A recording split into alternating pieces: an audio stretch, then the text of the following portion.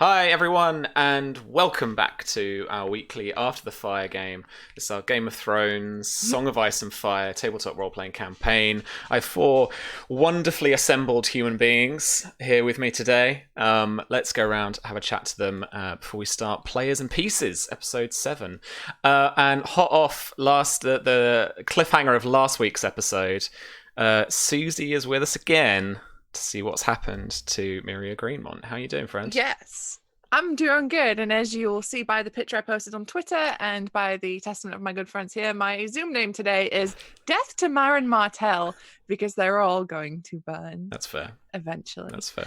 But yeah, I'm bringing that good stabby child energy today, though probably a bit drowned. A little bit. Did you? But yeah, I'm very hyped to get back. Did you put that bonus dice experience into swim? I did not. Oh, okay. Fair enough. I can't remember where I put it in the end. I think it might have been in a social skill. I don't know. Either that or spears. I was thinking one or the other. But yes. Makes sense. And I'm excited to play this today and not think about the horror of zombies tomorrow for my stream. And then I'm going to be in Star Wars doing a shoot and stab thing. With all my vast Star Wars knowledge. Coming with the grade A Star Wars nerdery. That sounds so fun. You have you want to give us a preview of who you're playing? You've told me a little bit. So I'm playing a similar to yet legally distinct from Cara Dune from The Mandalorian, because she's a big buff warrior woman with massive arms and a big gun. So I mean, come on. But I will be joined by my twin, Lindy. Me and Lindy are playing twins. And this cast is amazing. There's me, there's Pruitt, Travis, Lydia Heels, Greg's GMing it. So it's like, it's going to be chaos. Oh, Greg. Yeah. I don't think he knows what he's done. Yeah. You, Pruitt, and Lindy on a game. Imagine, Sam. You know how bad it was just me and Pruitt. I do.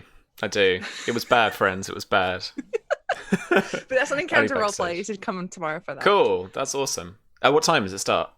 It starts at 11 p.m. GMT, which is 6 p.m. Eastern. Sweet. Cool. I will try and stay up. I've been trying to keep a certain rhythm of going to bed at a reasonable hour, and I have failed miserably since being on furlough. So I need to get back into trying to set an alarm and stuff. This morning we tried, and then Ash and I both woke up at 4 a.m. and we were like, "What is this tragedy?" and just went back to sleep until 10. Failed miserably. So I'll try to stay up, and then Saturday can be my lying day. Try and keep the weekend like that. And then we have Virginia with us as well. Hey, Virginia, how you doing? Hi, I'm doing all right. You've been streaming too, right? Last night? I have, yeah, because like you, I'm also on furlough, so it seems that the internet is my life even more than it was before.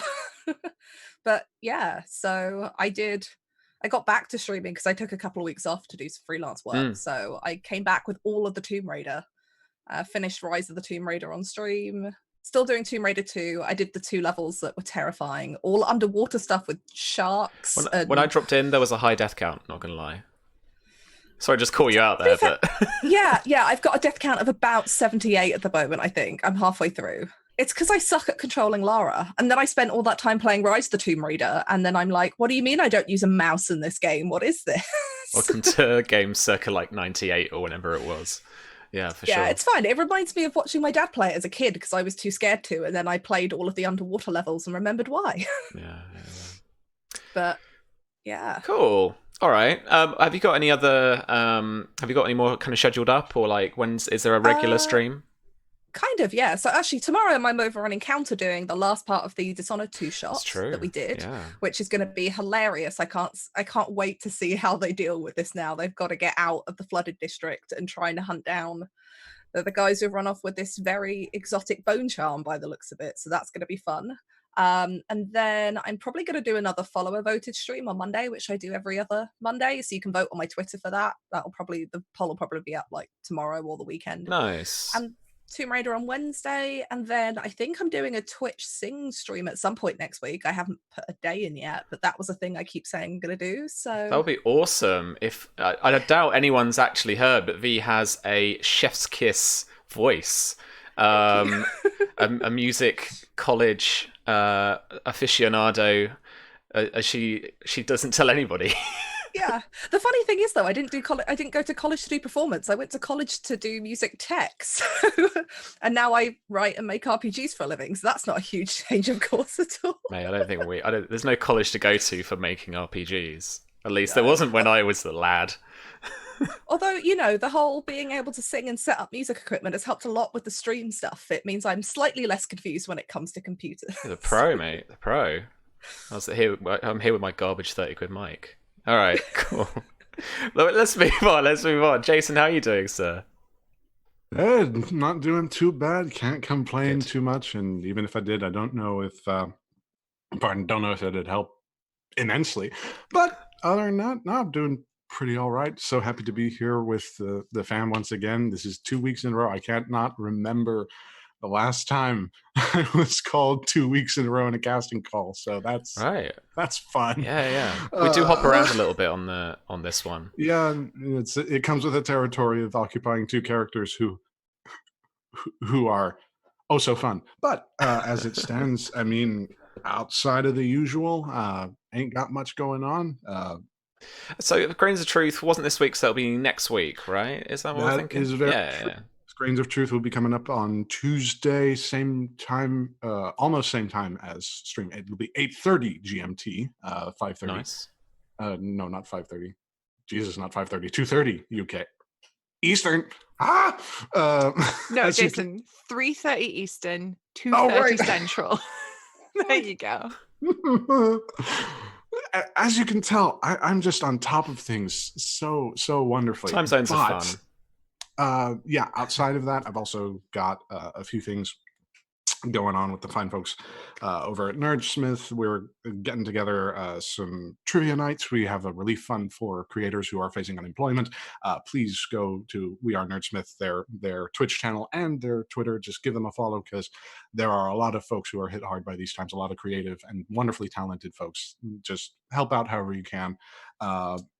Outside of that, though, I mean, happy to be here, happy to be with the fam, and happy to see what this session has in store for us. Well, I mean, a lot of that this week is going to be down to you guys. This actually is going to be quite a player-led session. I've not done as much prep and writing as I did, say, for the big one of last week. So that should be fun. I'm always nervous when I haven't prepped much, but I'm genuinely excited to see what all you folks do. I'm especially excited to see what Don does this week. Now that the cat is out the bag. Hello, Don. Hi. How are you doing? Yeah, I'm just gonna put the cat right back in the bag. That's fine. It's definitely not a cat in the bag. Don't worry about that bag. No, I've been doing well. My streams this week were off, so I've been running a lot of private games the past week or so. Nice. But next week I'm back. Veiled Alliance, Rise of the Veiled Alliance. My Dark Sun, kind of like Game of Thrones. There's a lot of politics in that. Comes back next Tuesday. Nice. Next Friday, my horror game on Encounter Roleplay, The Haunting at Seawall Orphanage is back. And I think last week we did like a surprise time jump. Like halfway through the session, this lighthouse fell down, and like 3 of the kids, because they're all like teenagers in this horror game, 3 of the kids were in the lighthouse. We didn't see what happened to them, and then we took a break and we jumped forward 10 years to like 2020, the year 2020, and we got to see them all come back as adults. So next session we kind of get to explore this little horror island with them as adults. Wow, I caught that second part. And wasn't there a cheeky quick costume change as well? Did I see that? And I told them, like, you don't have to change costume, and they're like, no, we're gonna change costume. So we took a break, and they like whipped off their wigs, threw on other wigs. Josh put on a suit, like a whole suit. Yeah, well, it might have been probably like one of those like jackets with like a cardboard sheet for the shirt. You know what I mean? Yeah. I'm not sure. For sure. Oh my god. Yeah, that was fun. I've been looking forward to this. Last week was a huge session, and one that like I had like a mix of like I'm looking forward to this and I'm dreading this. I'm looking forward to it and I'm dreading it. I never really thought this far out, so we'll see what happens next. Well, the chats we've had have been really cool. I like some of the directions we can go in, and I think because the reason this is going to be quite a player-led session, I think, is because there, at least with the 3 down at Ironwood, there is a kind of turning point in the road now where you can go, and I'm not going to force anyone's hand. I want to see where you guys end up, basically. Hopefully for Myria, I guess, Queen of Dawn, but we'll see how much Westeros pushes back on that one, right? Yeah, big one. But let's catch up with our girl in Highgarden. Let's start with Mara this week. Okay. Yeah. So as I said, my prep consists of sexy court question mark. No, it doesn't. So yeah, let's try and frame this about what the circumstances around her now, seeing as probably this has been a couple of days or so since your husband Alistair was taken captive and is now being looked after in the Highgarden dungeon. You have been slightly isolated at court. People that you pass in the corridors, that you sit alone in the corner of courtyards, watching people as they eye you suspiciously from time to time and speak quietly over their lemon cakes and their tea.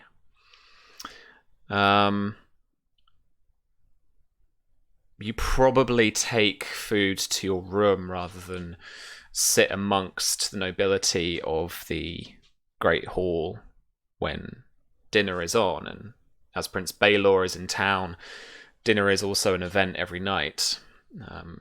Maybe not as lush in terms of food as Highgarden might expect if this has been more prepared, but the Tyrells are doing all they can, at least, I think, to put on a good show.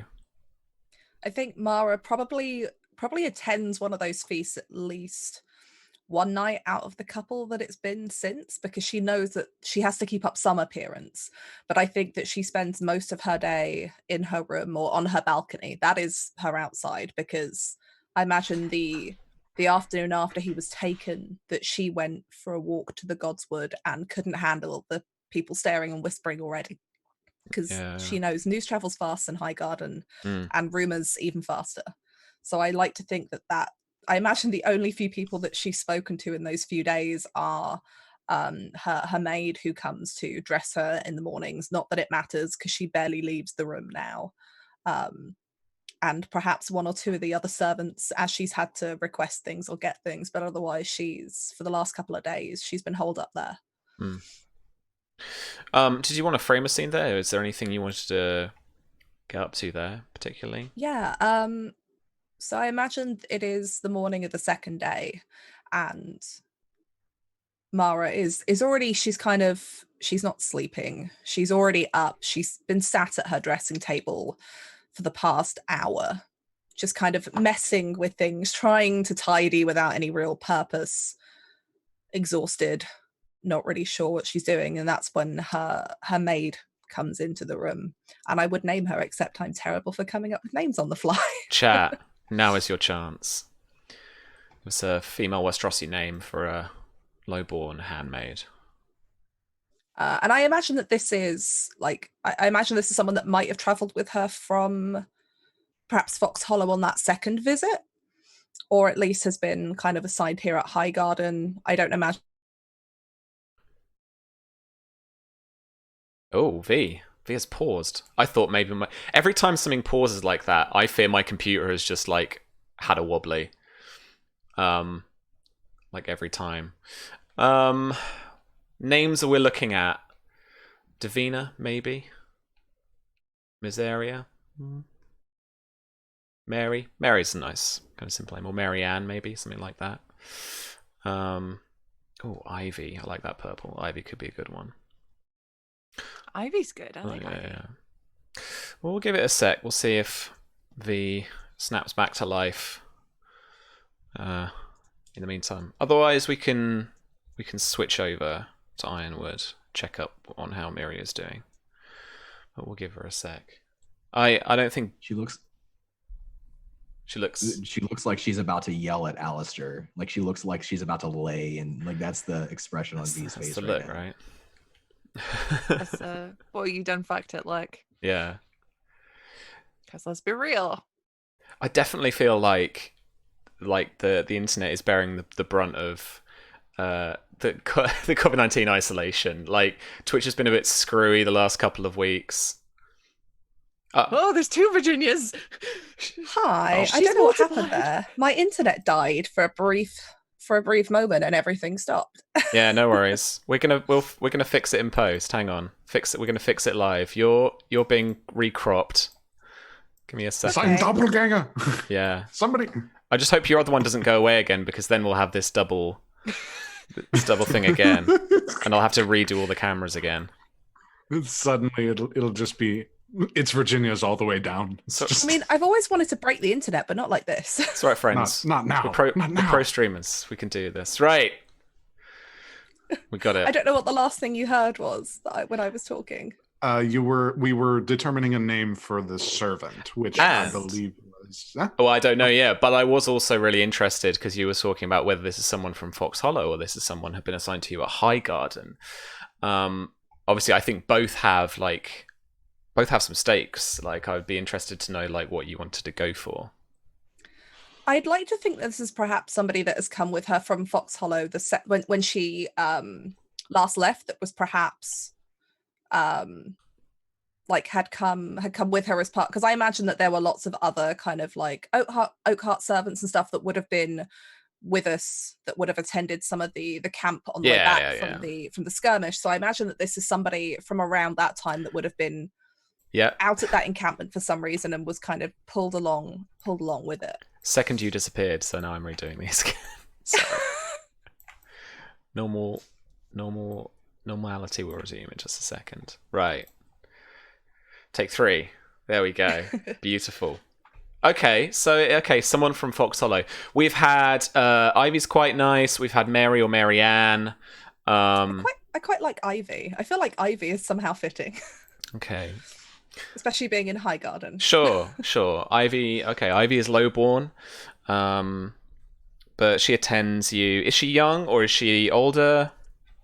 I imagine she's kind of because Mara's about somewhere between 18 and 20. She's kind of older for when she got married. So I imagine that perhaps this woman is a little bit older than she is, maybe in her late 20s. Sure. But okay, cool. Yeah. Cool. So she enters, she gives you a little curtsy, and then she begins to attend to your clothes to dress you in the morning. And I imagine Mara watches her in the mirror of her dresser for a moment as she opens up this wardrobe and begins pulling out the dress for the day. And without turning around, just looking, giving her eye contact almost through the mirror, just says, "Ivy, stop for a moment, please. Don't worry about the dresses right now." You can see through the blurry kind of brushed silver of this metal mirror in front of you, her figure, again, like I say, blurred, but she turns, you can see the kind of outline of her face, and she simply just asks, confused, "My lady?" Come here. And she kind of beckons her, again, just looking at her through the mirror. She comes up to you. She stands awkwardly, as if like she doesn't know kind of how to stand, where to stand, to sit. What you're trying to indicate. Mara kind of looks up at her from the mirror and indicates to a chair that I imagine is kind of beside the dressing table that kind of faces her. She sits and then asks you nervously, "Have I done something wrong?" Oh, gods, no. No, I wanted to ask you something. You spend every day coming to this chamber at exactly the same time. And every morning you lay out my clothes and you brush my hair and you put jewels around my neck. And in these 2 days alone, without Alistair here, it almost seems odd. It's emptier. But the more I think, the more that this must be what it's like almost for any other normal person that wasn't of my birth. For somebody leading a normal life, you don't have anybody to brush your hair in the morning or lay out your clothes. Not clothes like that. And she almost looks at the bed with a slight look of, not quite resentment, but at the, I imagine, what is like a Dornish silk dress that has been laid out. I bet you've never even worn clothes made of fine Dornish silk, have you, Ivy? And she kind of looks at her with this look. It's not pity, but it's almost questioning.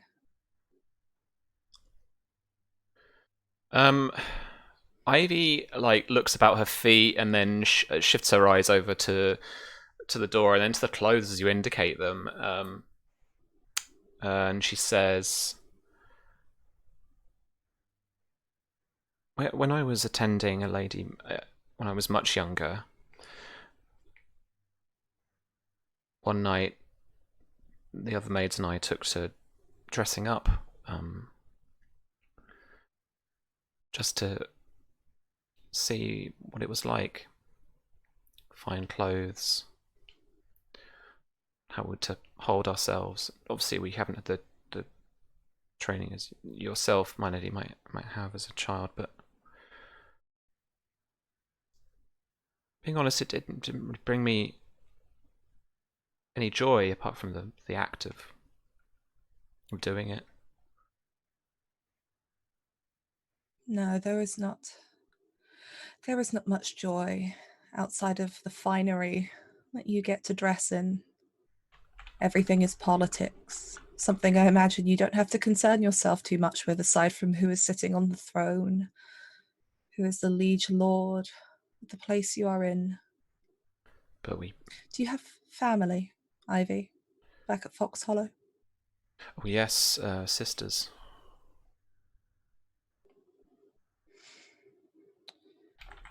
And your family, your mother, your father? My father's still around, just a trapper. My mother died of the pox a few years ago. I'm so sorry. What was it like? What do you think it would be like growing up with one parent? I don't know, my lady. I am sorry. I am so very sorry that you were dragged so far from home with no choice in the matter.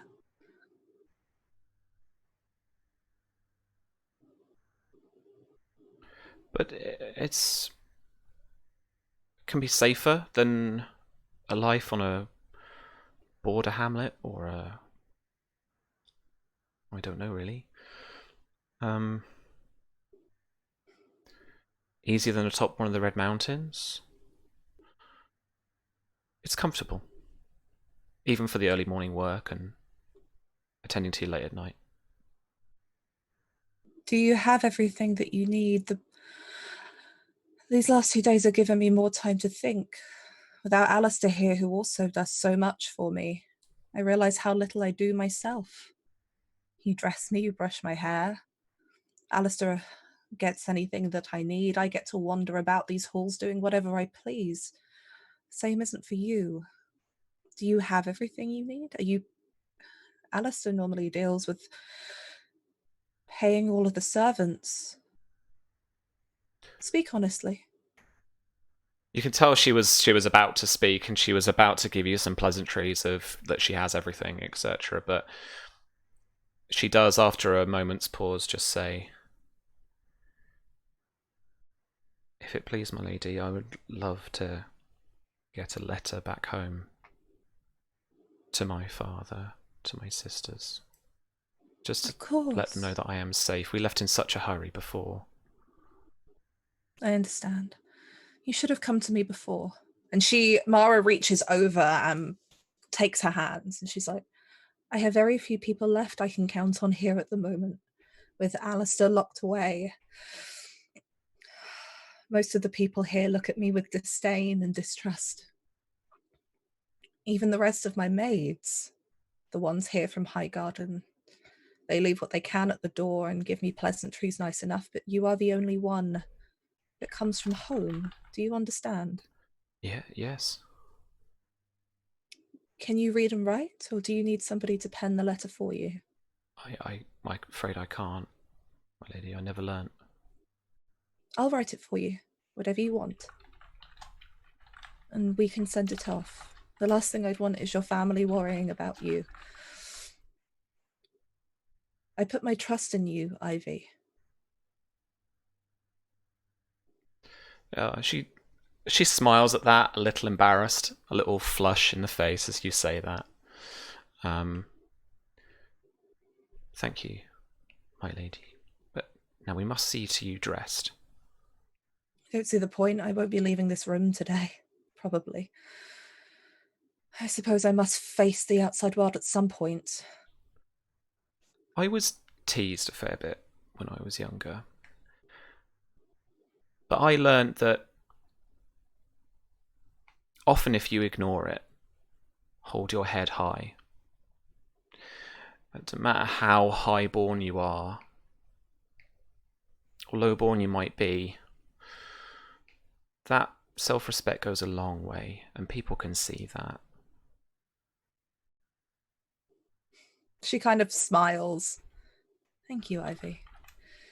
Now, you said that you once dressed up in the clothes of one of the ladies that you were waiting on. Did you try on her jewellery as well? Oh, was there anything you liked in particular? No, my lady, no. She stands at that point and she's like trying to, cover her innocence. You're not in any trouble. It's okay. Let's get me dressed. I will pen this letter. But I do have a favour to ask. If I must go out, I must find some purpose. Do you know if the Lord Tarly, the young Lord Tarly, is within the walls of Highgarden? I have lost track of who came back with us and who did not. Yes, I believe he is. I could go and ask. Let's pen this letter first. You can take it up and say that I wish to have it posted. No need to tell the maester that it is you that needs to send the letter, after all. And then, if you could find out if he's within these walls and perhaps go to him, I'd like to speak with him. Of course. But not here, somewhere else, the Godswood, somewhere quiet. Sure, of course. Of course, my lady. And she sees you dressed, and once she's penned a very heartwarming letter home, like it's proper wholesome. She, because she doesn't quite know like how to compose a letter, so it's flow through or its like thought process is all kind of mashed up. But yeah, she probably repeats herself a little bit. But I imagine if you were going, that you would pen exactly what she says. Mara helps her through it, I think, a little bit as well, being used to having written letters. Yeah. And I imagine that when she sends her off after she's dressed, she hands her the letter and says, take that to the maester, ask him to send it by Raven or by Rider, whichever one you would prefer. See if you can seek out the Lord Tarly. It is no secret that I wish to speak to him, so please be sure it is not seen as such. And she fumbles around with a pouch, and she will draw out a silver stag that she has. I imagine she has some small amount of money that Alistair has given her that is kind of hers, and presses it into Ivy's hand and says, then please buy yourself something good to eat for today, something nice. Or save it and send it to your family. The choice is yours, but this is for the kindness you have showed me these last few days.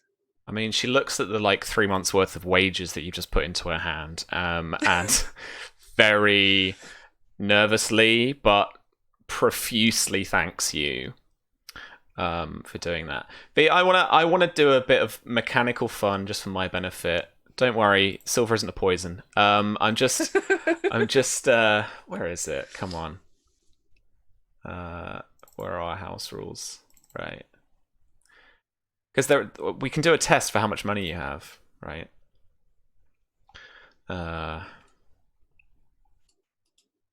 It's in creation, I think. Okay, so I would like you to roll for me a... This would normally be status stewardship, but honestly, I think we should link this somehow to your relationship to Alistair or your relationship to their house.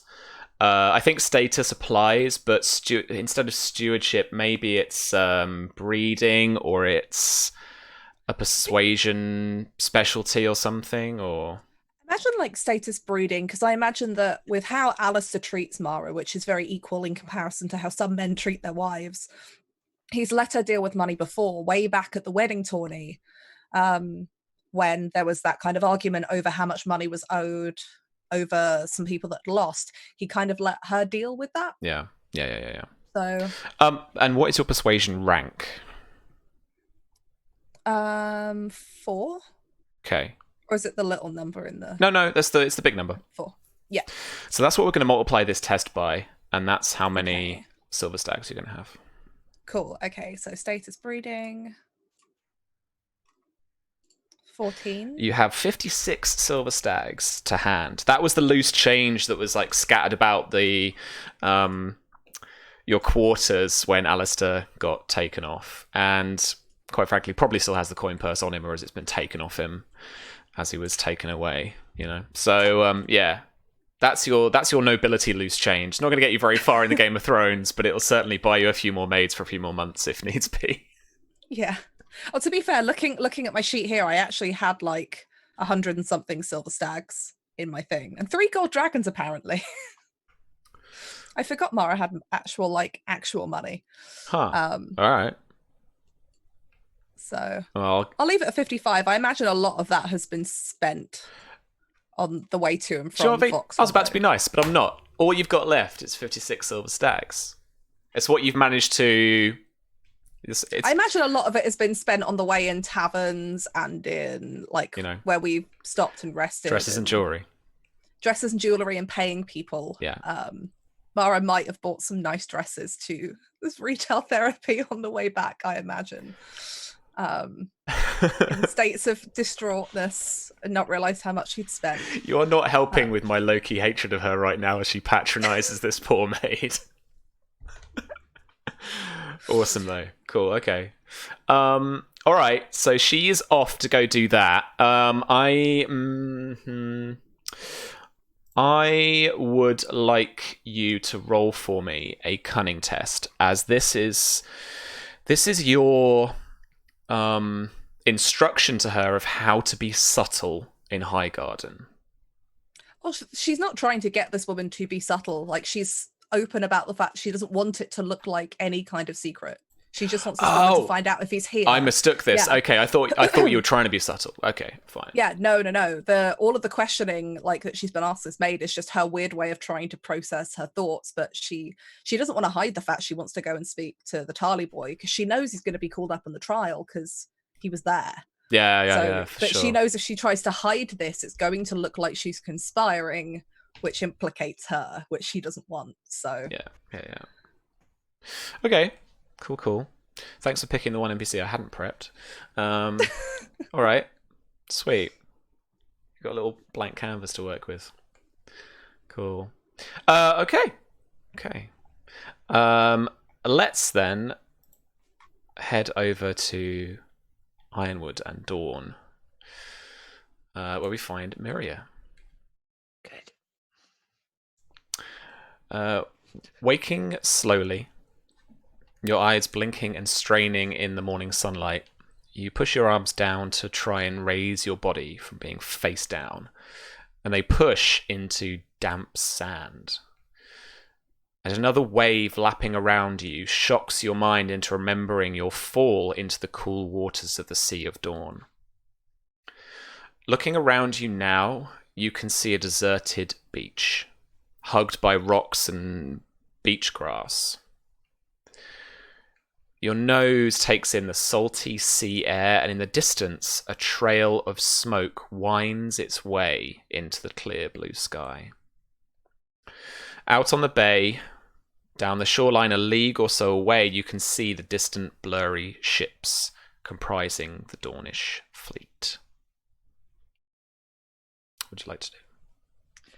So Mary's gonna claw her way up the beach out of the immediate surf. And just kind of get a bearing on where she is. Because she can see the ship's like a league away, but like where she is, like on the ground right now, like what's around her.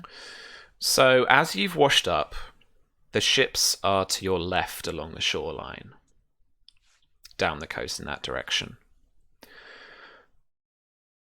To your right, the coast swings round out, kind of as you orientate yourself eastward. So they're pushing out back towards the bay and the sea. That smoke trail is right by the ships themselves as well. And I imagine the shocking memory of seeing those ballista bolts shriek down onto the Ironwood yard and the men who were fighting inside, and particularly striking the barracks building of the Order of the Blood Royal. Comes back to you. So she takes a moment to like just process everything that's happened. You know, the fact that she almost died. I think her breathing's very rough and painful with all the seawater that's in her lungs. Probably cough up a bit of it in good old movie fashion. Yeah, for sure. Yeah. I get that good little seawater puke going on. And she shivers as she's cold in this damp clothes now. She's sodden through.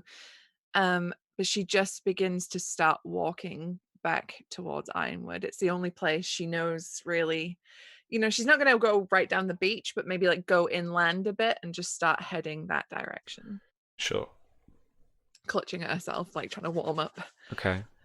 As you head inland, it's not long until you can see, probably not half a league away or so, as the terrain itself rises up in elevation. One of the towers that's the south of the Boneway, one of the Ironwood towers that would be guarding the way here. Is there anyone around? Like, are there any soldiers, any people? No, you don't see anyone at all on this road as yet. Okay. So she kind of like she follows the road, but not walking on the road. She's been with Daera, and you know, when she was walking through the mountains with Uncle Blackmont, you know, she knows to follow a road, but not be on the road because that's where you're really visible. Sure. And so she's gonna try and make her way to this tower, but try and be as unseen as she possibly can. Sure. Okay. We are going to jump POV very quickly to the man with no name. As you stand behind a rocky kind of outcropping, just having headed north away from Ironwood, away from this scene to see what's next for you. And it's at this moment that you spy a young lady. A girl in her teens, looking rather bedraggled and damp from something. Her clothes kind of ripped and strewn about her. She looks slightly sickly, as I believe we talked, Susie, briefly at the end of last week that we were going to give you a wound from the mild the mild drowning. But yeah, she is not far away. I would say probably no more than 20, 30 yards from where you're stood. What would you like to do? So from where I am on the north side of Ironwood, beaches visible, oceans visible. Are the fleets visible from here? The ocean is certainly visible, and the fleet, you can just see the rear of it, a few ships just off to the distance, again about a league away. And you can see that smoke plume as well, just rising from the south. Are they sailing northward, southward, eastward? Their sails are... which way is it? Unfurled? No. Their sails are up. They're not going anywhere. They're sitting in the bay, essentially. Okay. And so I think he's crouched behind this rock outcropping, and he's got this rolled blue purplish smoke leaf that he's smoking, and his eyes just kind of look distant and a little hazy. They're flickering a little bit as they're watching the shore and the ships out beyond the shore, until he notices this girl. He's covered in blood and wearing his ringmail armor.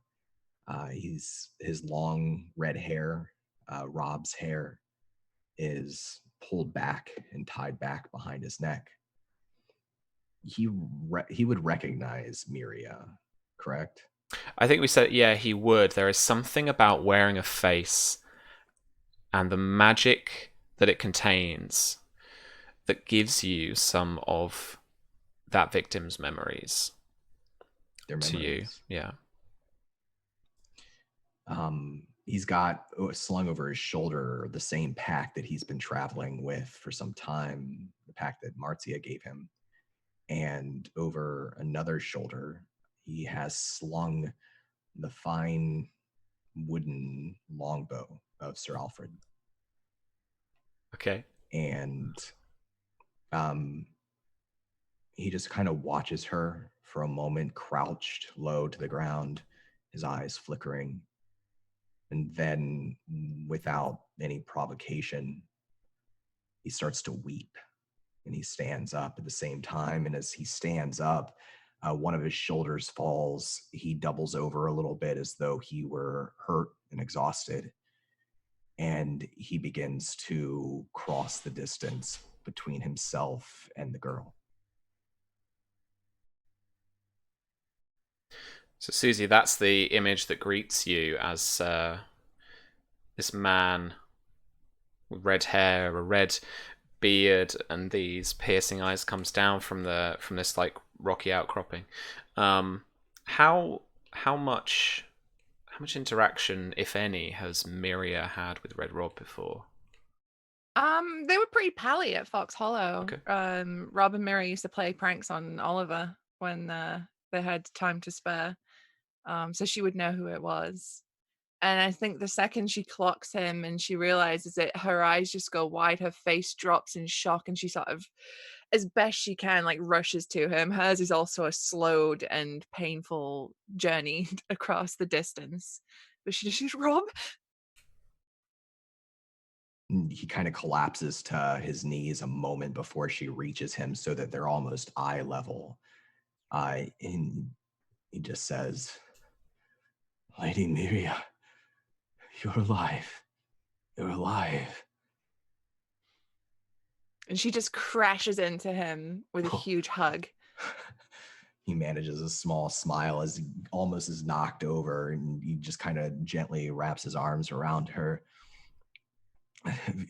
I came with, there was Briar. Have you seen anyone from Fox Hollow? No, I've not seen anybody. It was Martin Martell. He took me to his ship. He tried to kill me, Rob. It's and okay. She's crying. Just kind of like doesn't grip her too hard, but holds her. It's okay. Lady Marcia sent us. She sent us to find you. I didn't think when those bolts started flying that I'd ever see you again. But here you are. And she pulls back and she says, it's all over with you. I have to tell him. It's Marin Martell. It was him all along. He looks struck, as though with a blow to the face.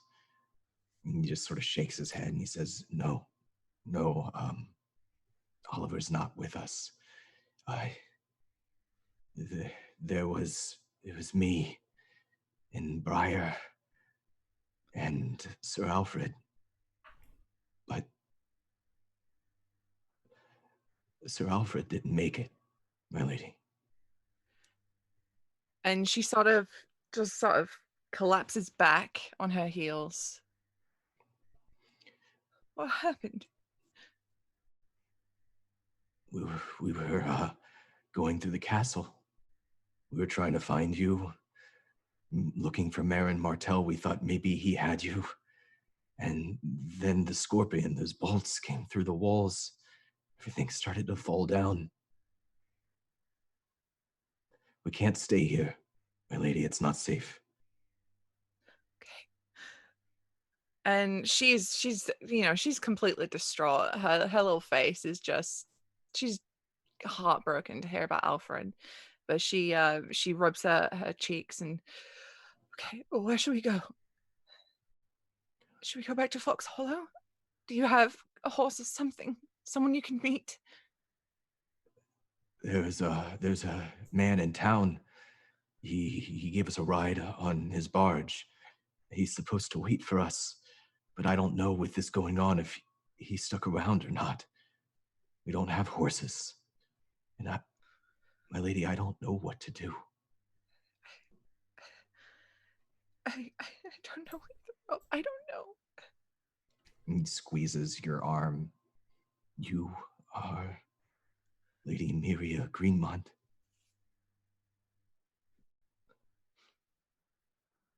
That's who you are. Okay. Where is this Briar? He was in the castle. He went looking for Horatio. He went to the north side. I think we're on north of the castle now. And the north side's the side that got pummeled, right? No, not so much. So, okay. From what you remember, it was the I may have narrated this wrong, but it was the southern side that kind of got hit a bit by the scorpion bolts. Effectively, the castle didn't crumble, didn't get any serious damage as you were inside. And then as you left, it was still standing, but there was a fire definitely coming from that rear kind of barracks building that would have been on the southwest side. The last time I saw him, he was with Desmera, and they were going for Horatio. I didn't see him again. He was with Daira? Oh, yeah. Yeah.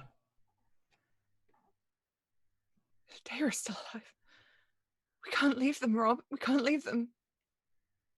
Of course, my lady. But should we wait for them to find us?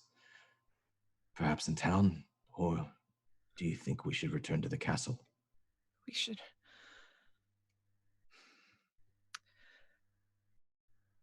We should return to the castle.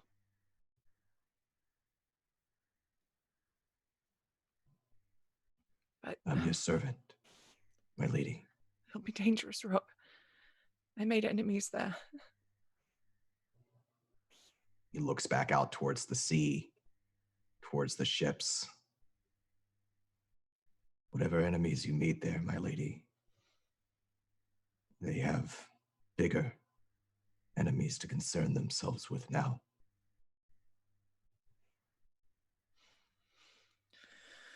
All right, let's go. It stands up. Okay. And you begin to head south. Mara, let's jump back to you now and to wherever it is, and you let me know where you've arranged to meet Lord Samwell.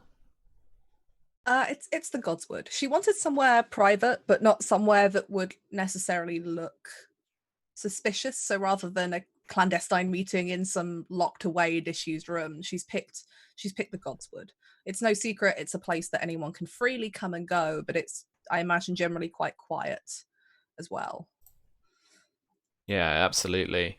It's not that frequented, and is, I believe, so it's the three singers are there, which are the three weirwood trees, that look inward on, or look inward from a herb garden.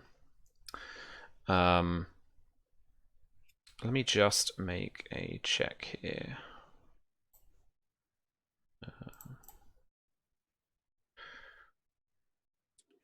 She will also purposely wait until she will make herself ever so slightly later than the arranged time. So she arrives there after Samuel. Mm-hmm. Okay.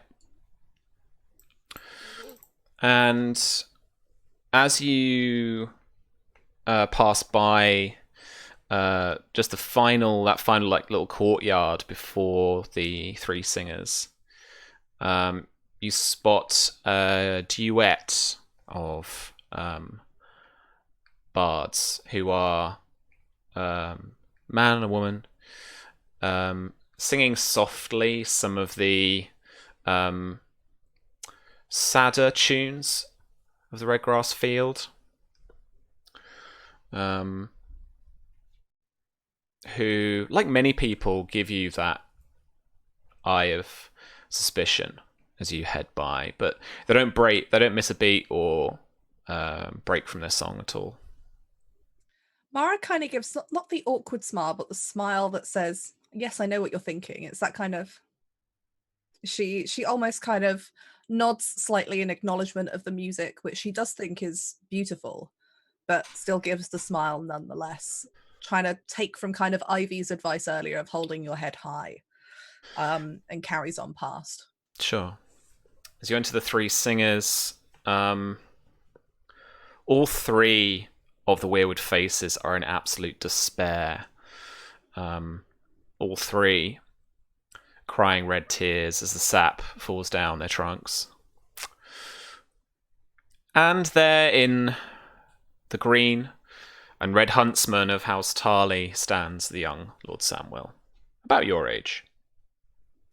I imagine Mara takes note of the weirwoods, being probably more aware of them perhaps than some other people, as she grew up with a weirwood grove and a father who was very keen on spending time there.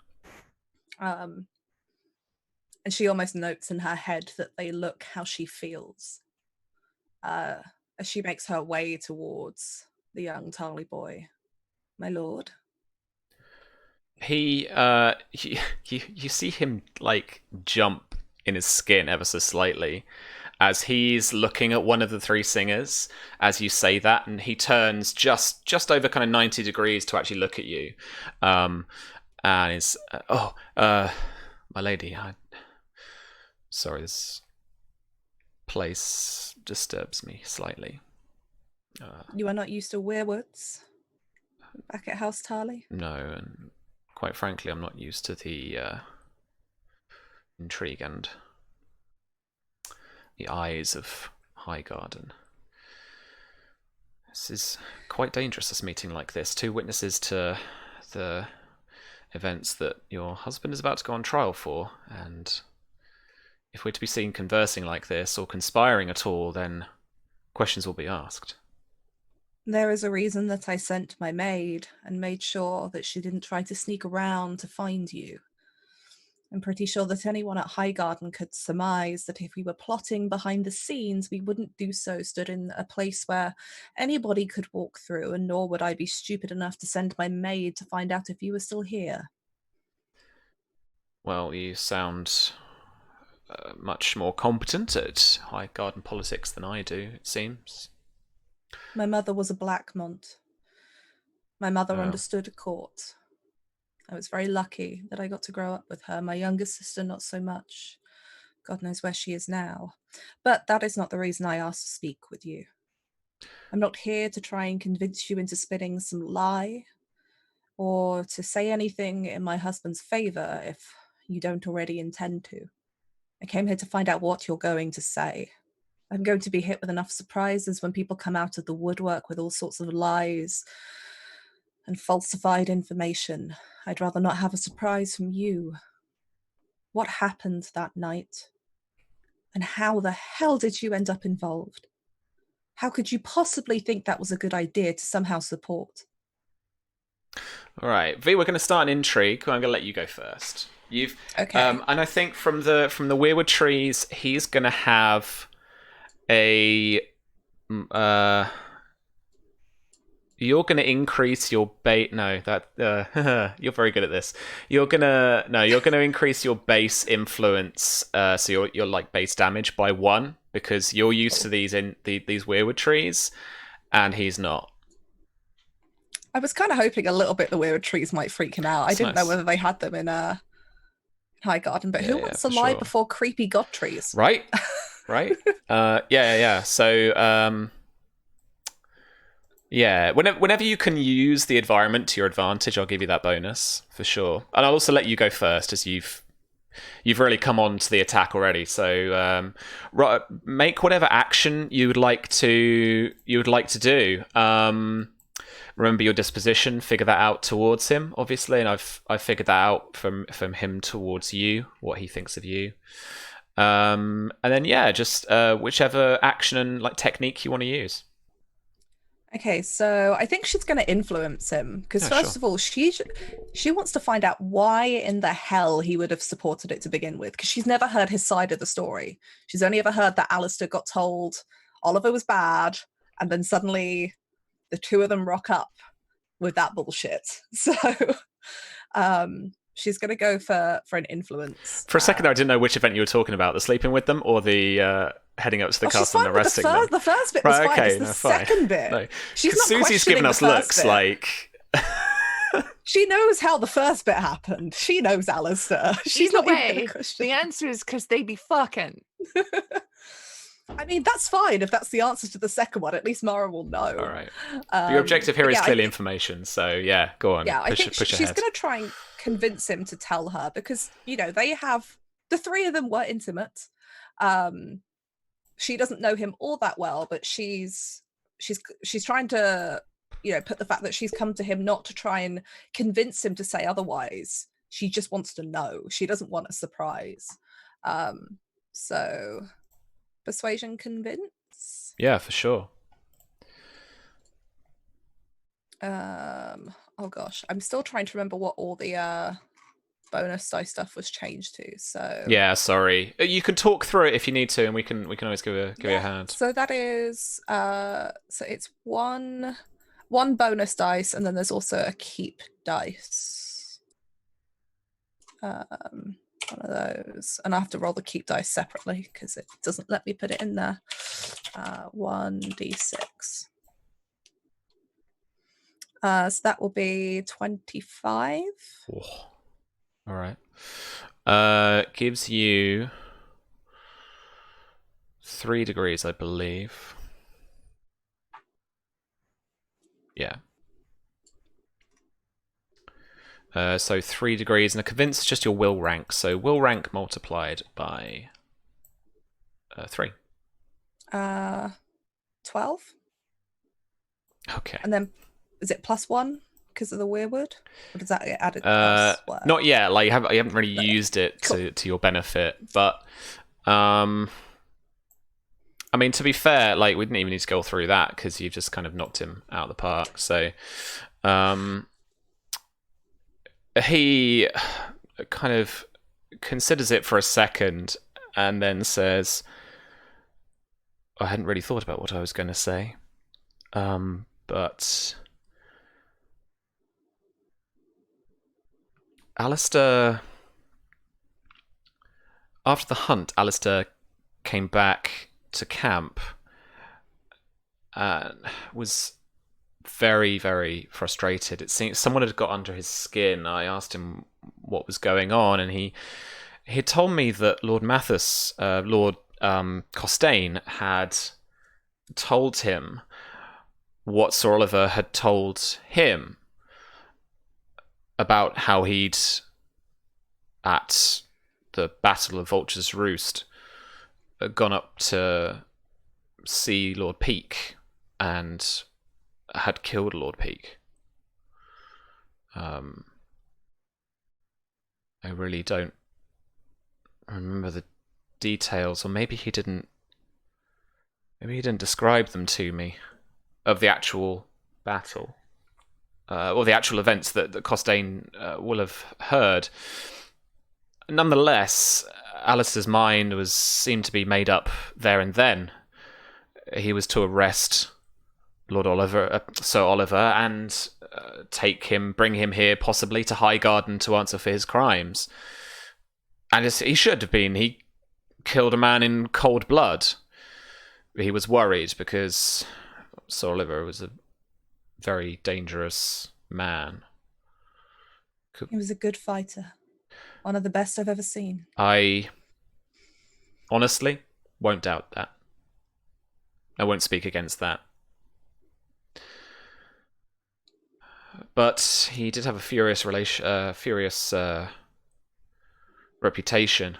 And so, well, I mean, coming round to some discussion, I can't remember whether it was he or I suggested that with the nights that we had, we should take no chances.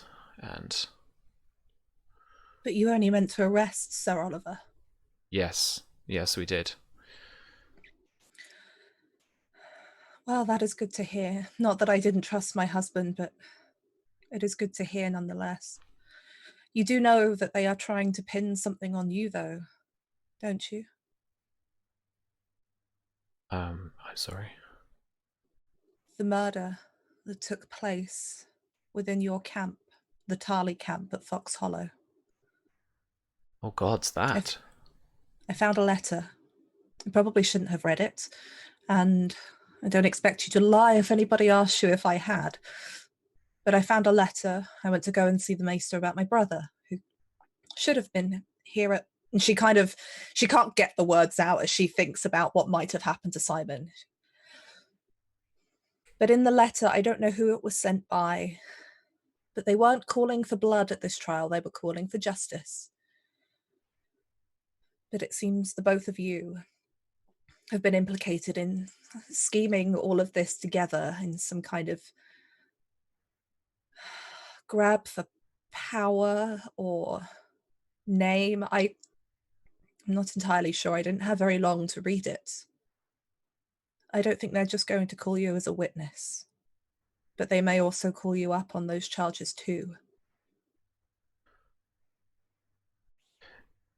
If they were, they would be arresting me too, but yet here I stand. They also think, I am guessing by the letter, that Alison may have also been involved, since you were involved with him in regards to Sir Oliver's death. Which means they might decide to hold that out until the trial, wait to hit you with it, in the hopes that perhaps you'll turn against him to save your own skin. Now, I can't tell you what to do. I have long considered you a man of honor. Otherwise, I wouldn't have bothered to come and speak to you. And again, I'm not asking you to lie. I'm not asking you to protect anybody you wouldn't normally wish to protect. But I thought I would at least warn you that. What do you plan to say? Do you plan to tell this truth? I was planning on answering any questions they had truthfully, but with discretion.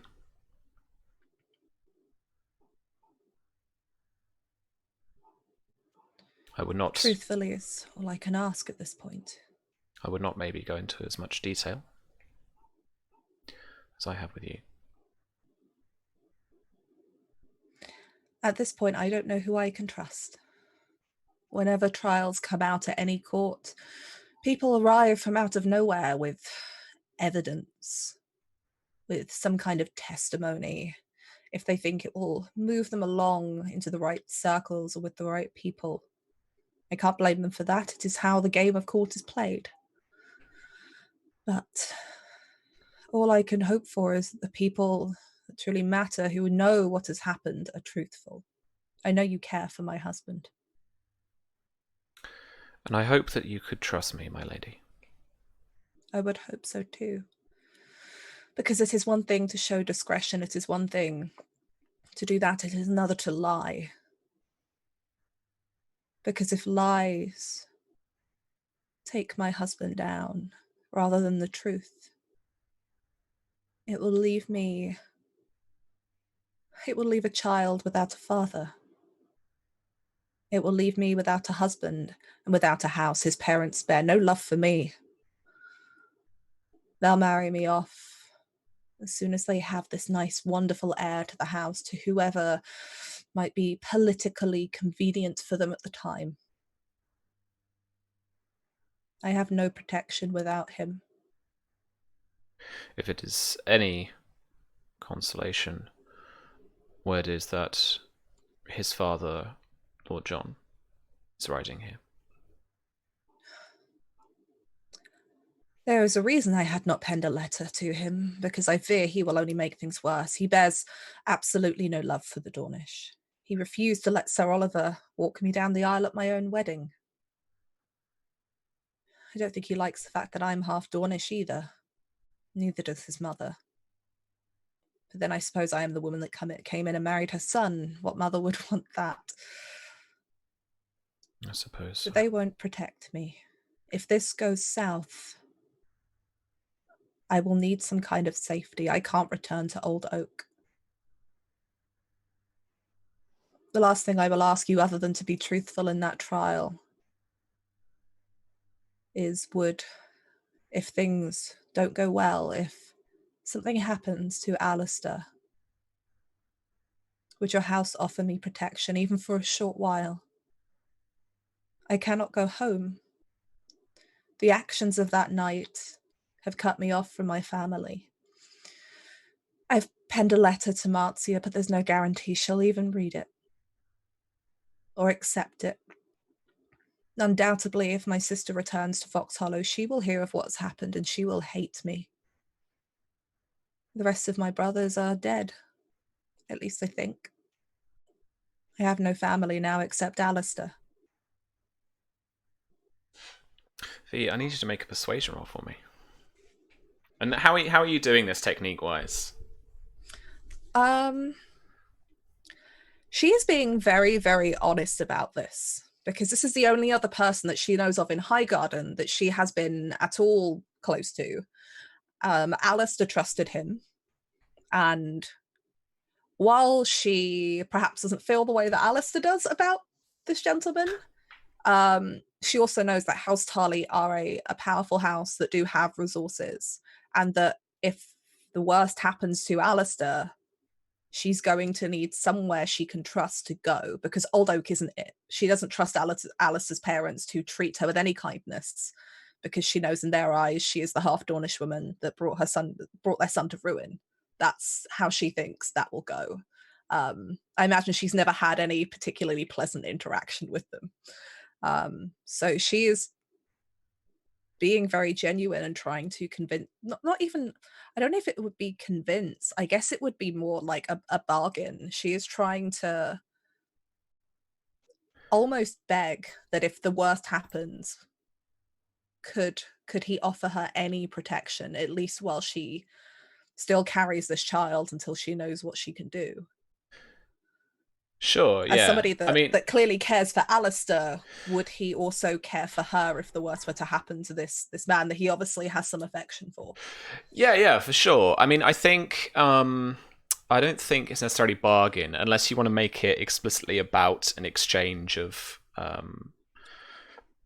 barter or wealth or something, really. I think she's trying to avoid explicitly exchanging for anything, because she's got nothing to offer. Well, this is convince in that sense, then. Because you can't really incite the other way. I mean, so charm may be the other option here, in a sense that you are trying to get him onto your side in order for him to kind of act of his own accord when the time comes, you know. I think maybe charm then, because I think she's playing a little bit on his affection for Alistair rather than his affection for her, because she knows that that was definitely more between them than it was between her and him. Yeah. she's trying to do that. If something happens to this man you clearly care about, who I also care about, what will you do with the other person he cares about in his life? So we will go for that, and I still have to check this. So it's just one bonus dice to this. I love how that is like quite manipulative, actually, as well. 16. Okay. Yeah. So yeah, sorry, I lost a little bit of where we were in the role play, but he agrees. Yeah, he will say that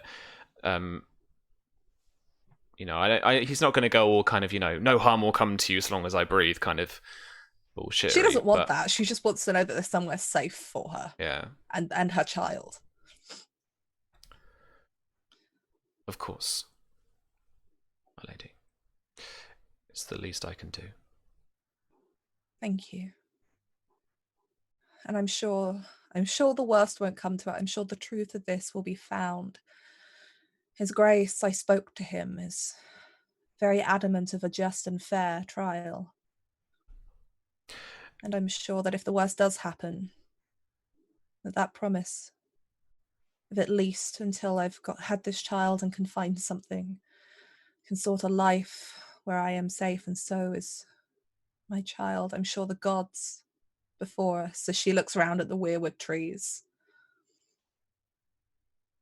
I'm sure that they will look kindly upon you for such a kindness. He looks around nervously at those weirwood trees. And then he asks,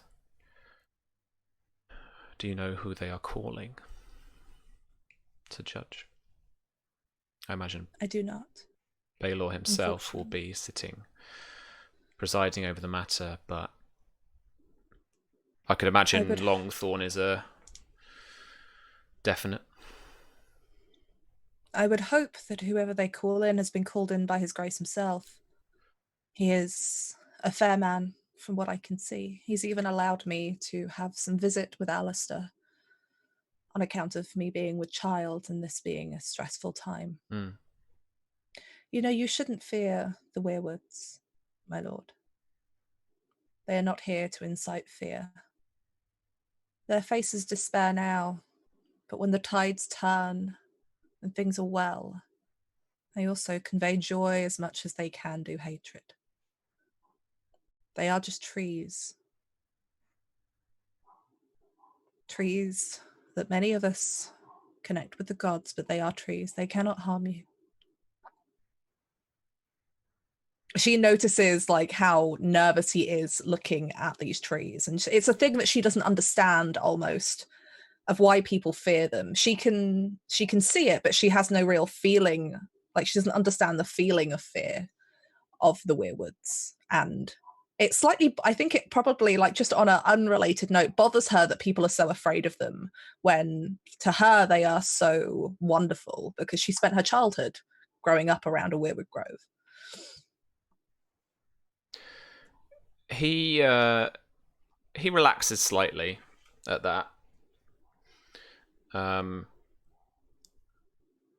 But says,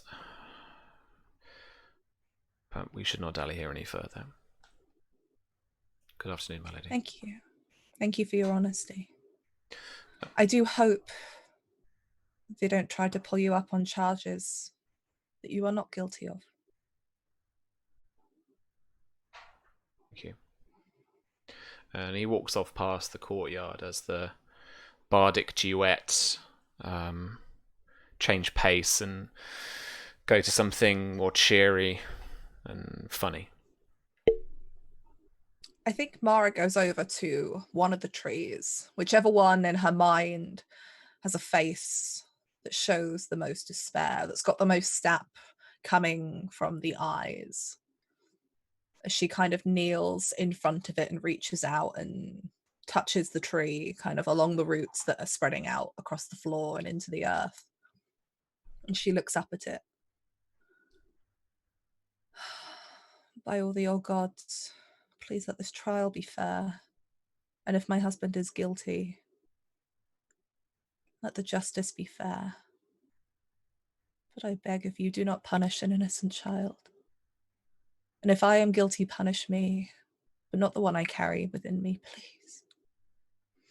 And it's not so much a prayer as it is a moment where she is not in her room, a moment where there is now nobody else really around, and it's just her and these weirwoods. And in her mind, as soon as she closes her eyes, it's like being back at the Weirwood Grove at Fox Hollow. And for a moment, she can almost imagine, that this is the ground where her father is buried, up there the last time she was there with Marcia.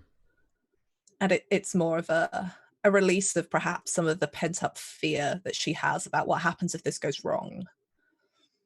And just for that minute, she's back home and everything might be okay until she has to open her eyes and remember that she's at Highgarden in a Weirwood Grove, but a strange one. It's not her home.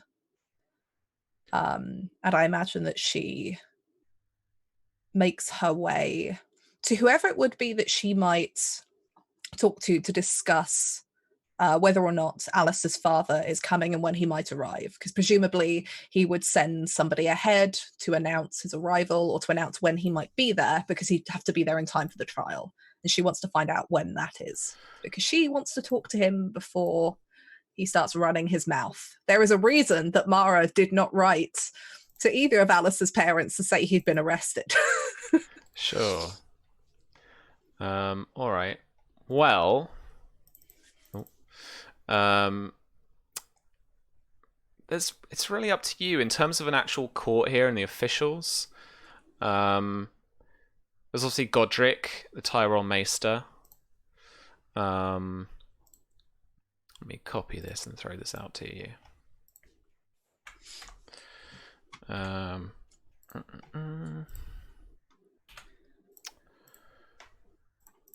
And then Lord Randall Hightower is his Lord Treasurer. Hightower being that, or Lords of Old Town being that big old city where the Maesters reside.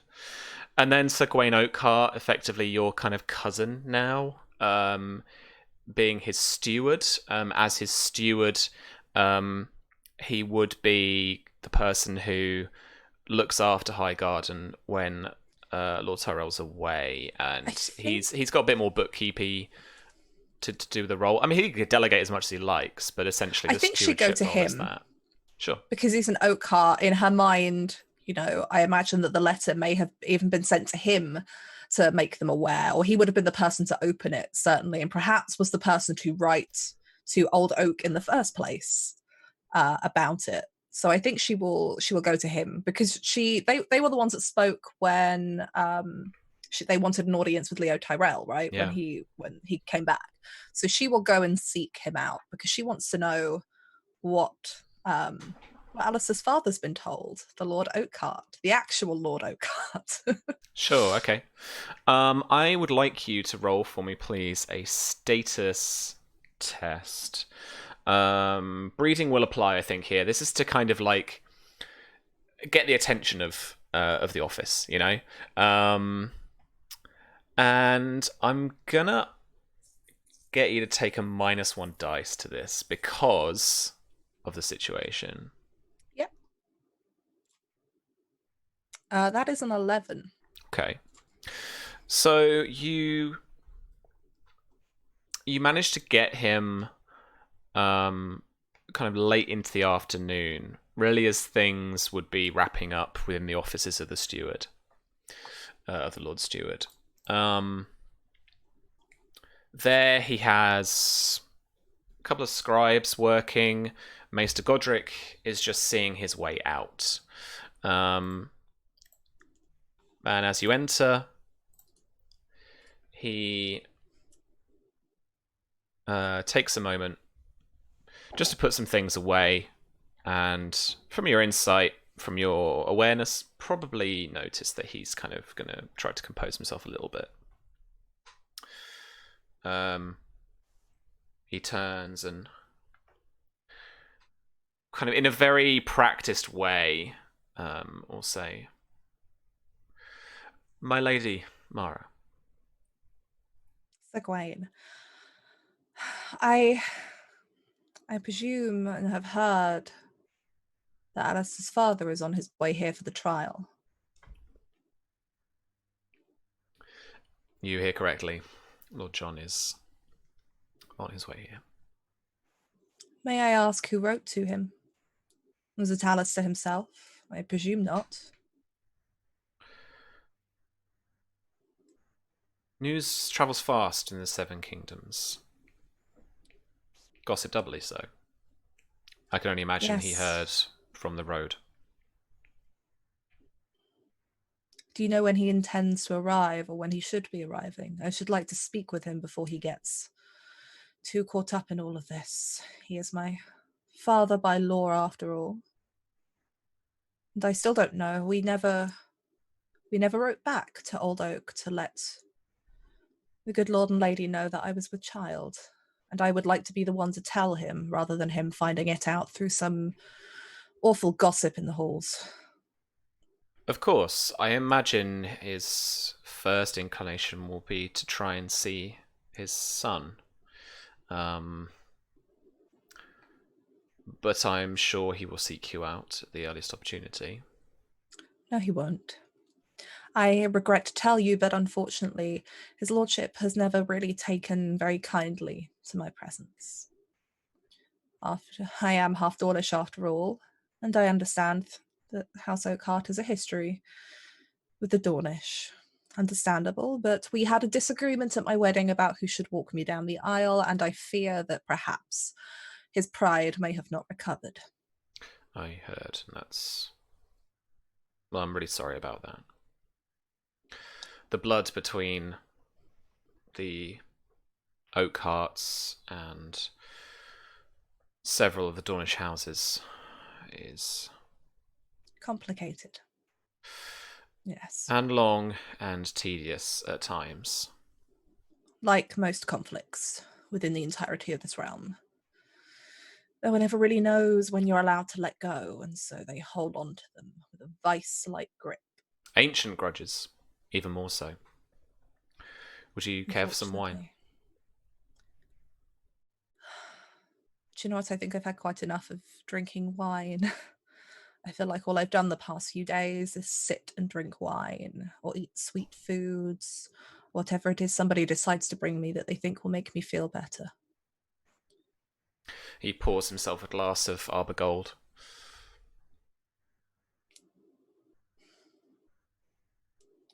I fear that him being here will only make things worse. I know that they are going to try and pull up that Alistair has a hatred for the Dornish, which could have been a motive for him trying to kill and succeeding in killing Sir Oliver. And I fear that his father's hatred will only fuel that notion. He motions to his staff that have been at least pretending to scribe as you've been talking, to leave, and as they shut the doors, he sits with you at his desk, takes a more relaxed posture than he had before.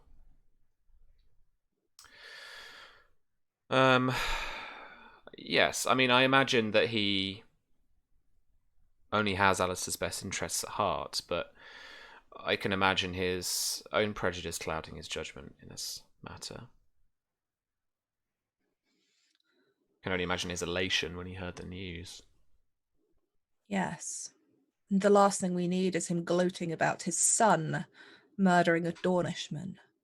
I still believe that that was never Alistair's intention. Not that it matters, even if they call me to witness.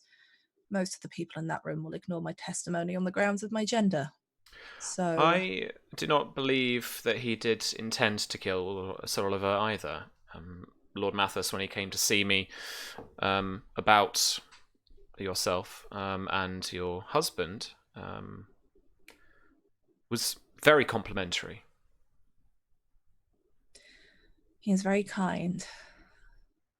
I am glad to hear that so far everything sounds above board. You hear about trials at court, and I have heard about many, especially the ones in Highgarden. Not all of them run quite so truthfully. Well, you say that as a witness to this in this trial, and yet here we are, family, sat across the desk from each other, without any oversight from anyone else. Well, you did have your scribes in the room just a moment ago, and you sent them away. Yes, but this is a family matter, private matter. But you're right, I don't wish to infer any hypocrisy, I'm just... It's not going to be an easy trial at all. And I'm hoping that I might get to see Alistair today or tomorrow. His Grace has been kind enough to allow me that. Please, would you have Lord John speak to me when he arrives, or better yet, summon me when he does, because he will not seek me out. He needs to know about his grandchild, preferably from me. And I need to see what kind of state he's going to be in over this.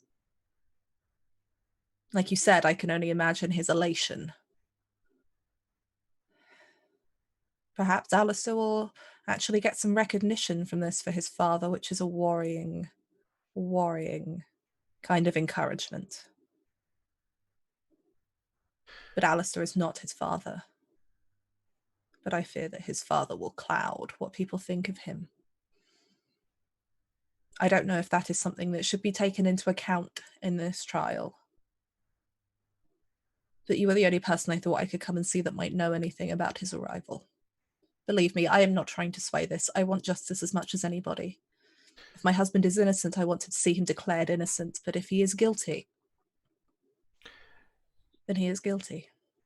You are right in saying that Alistair is not his father. But I don't think that carries the kind of weight that you expect it to. When Lord Leo called the banners to defend the realm against Blackfyre, your house was split. Lord John heeded the call. But there is a reason that it's Lord Alistair, the youngest of 3 sons, that is now the heir to Old Oak. And believe me, if he could have, he would have gone too, with his brothers.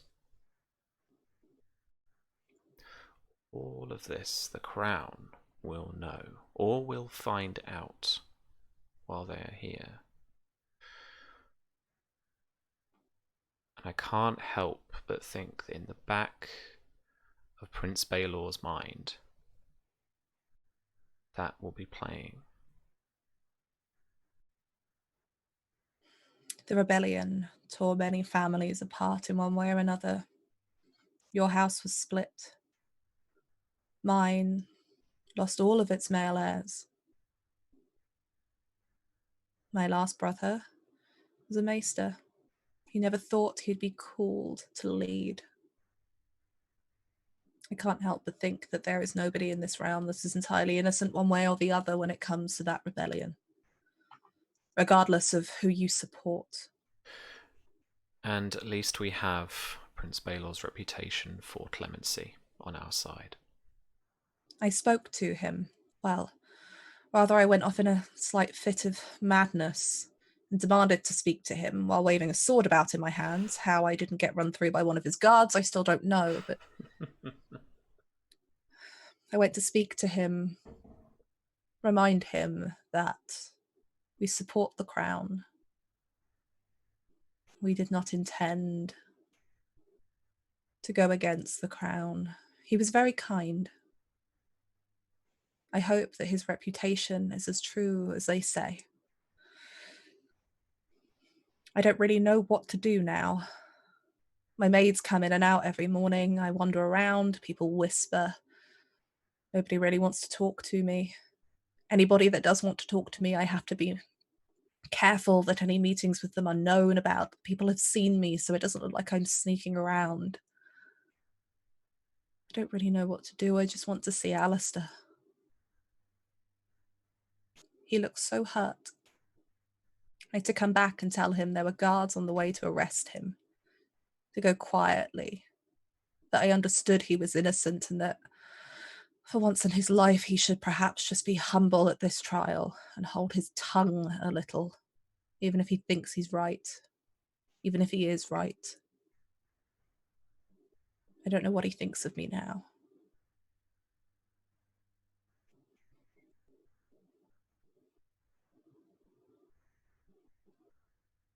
Perhaps in your position you could speak to His Grace and see if I could perhaps go and speak to him tonight or tomorrow. He said it would be possible. I just don't wish to disturb him myself again. But you hold enough of a position to ask on my behalf. I can remind him at breakfast. That's no problem.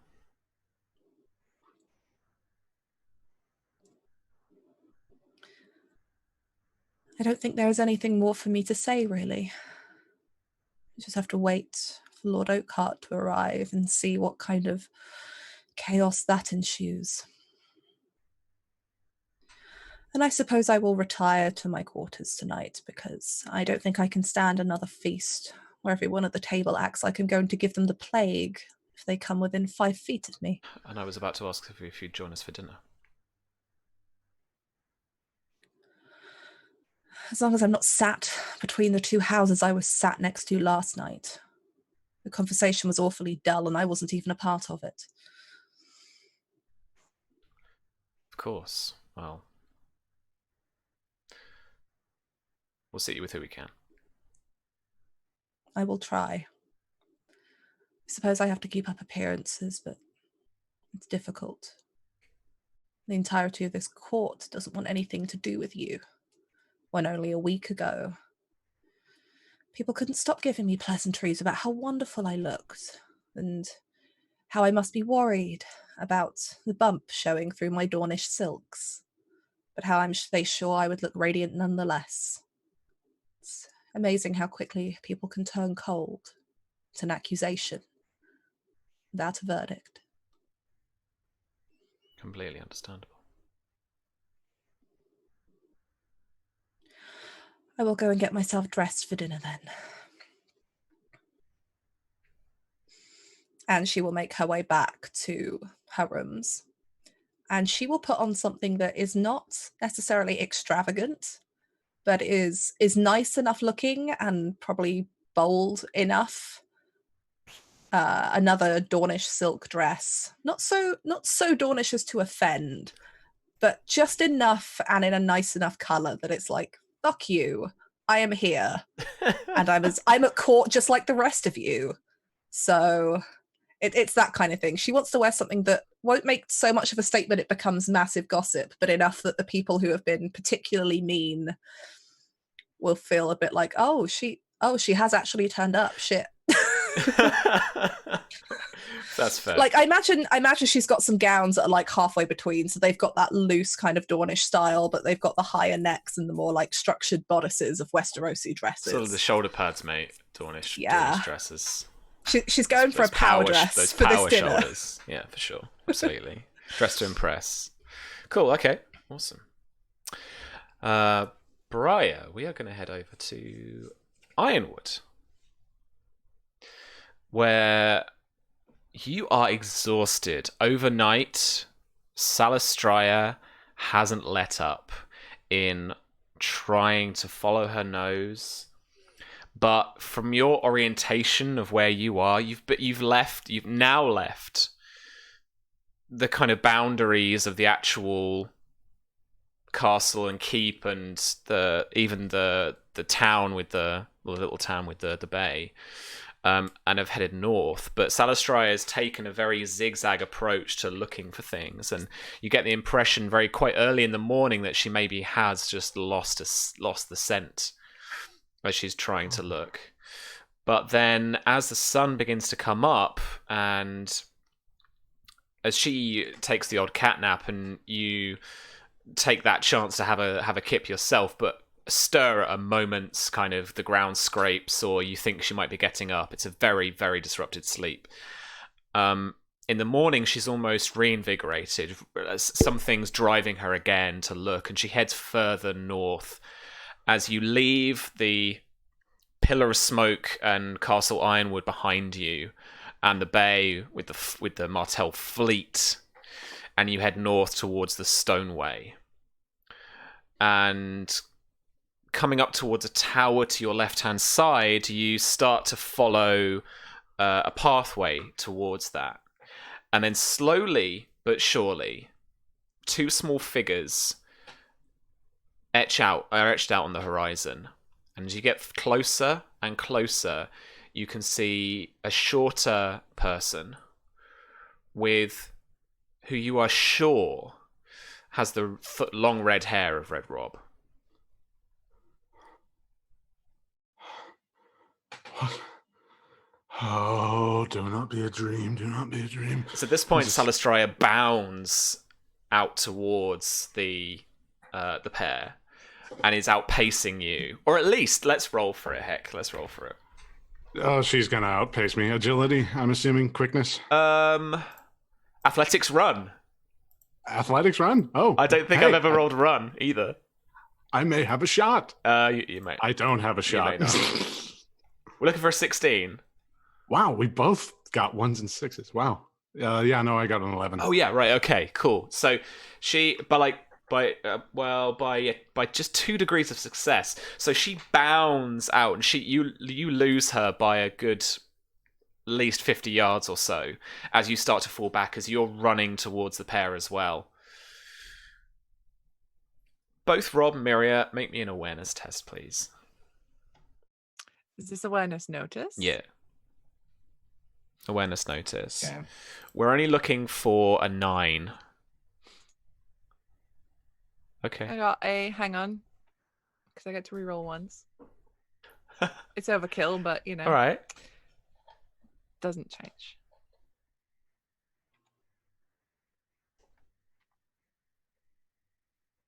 You did get 2 1s, or do you only get to reroll 1?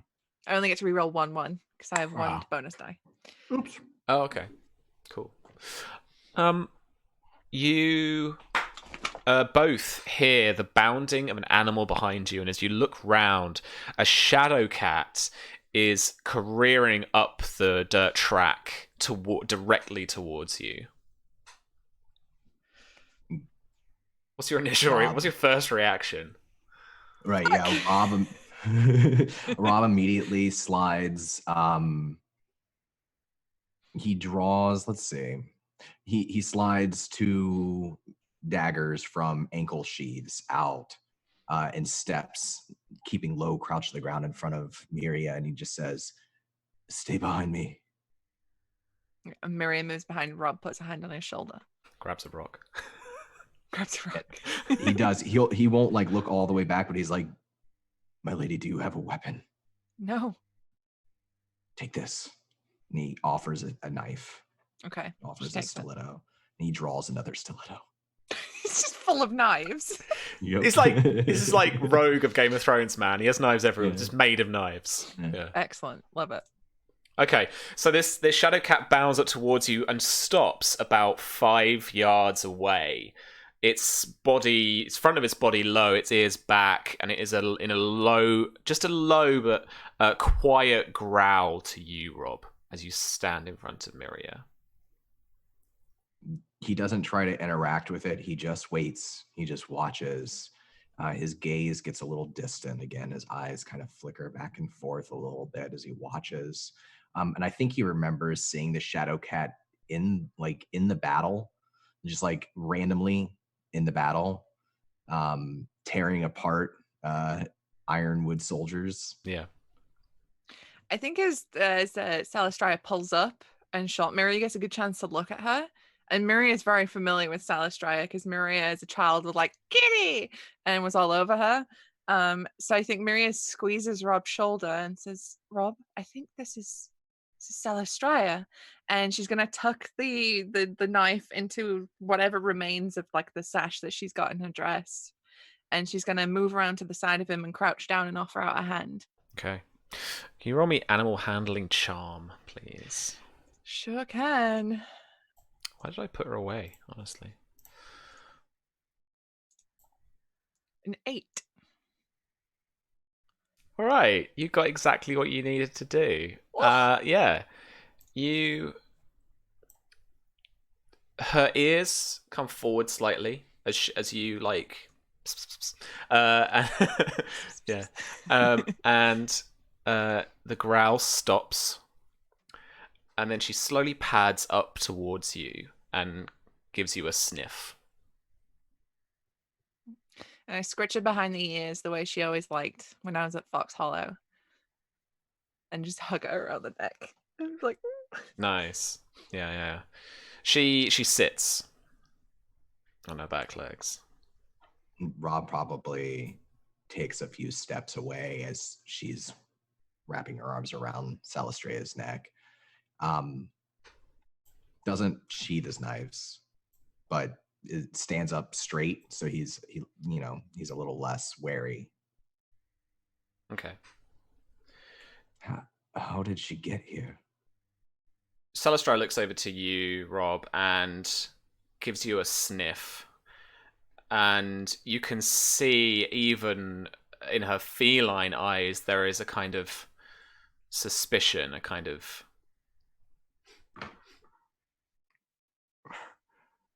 I think at that point, Briar would be like almost catching up, for sure. But I think he would.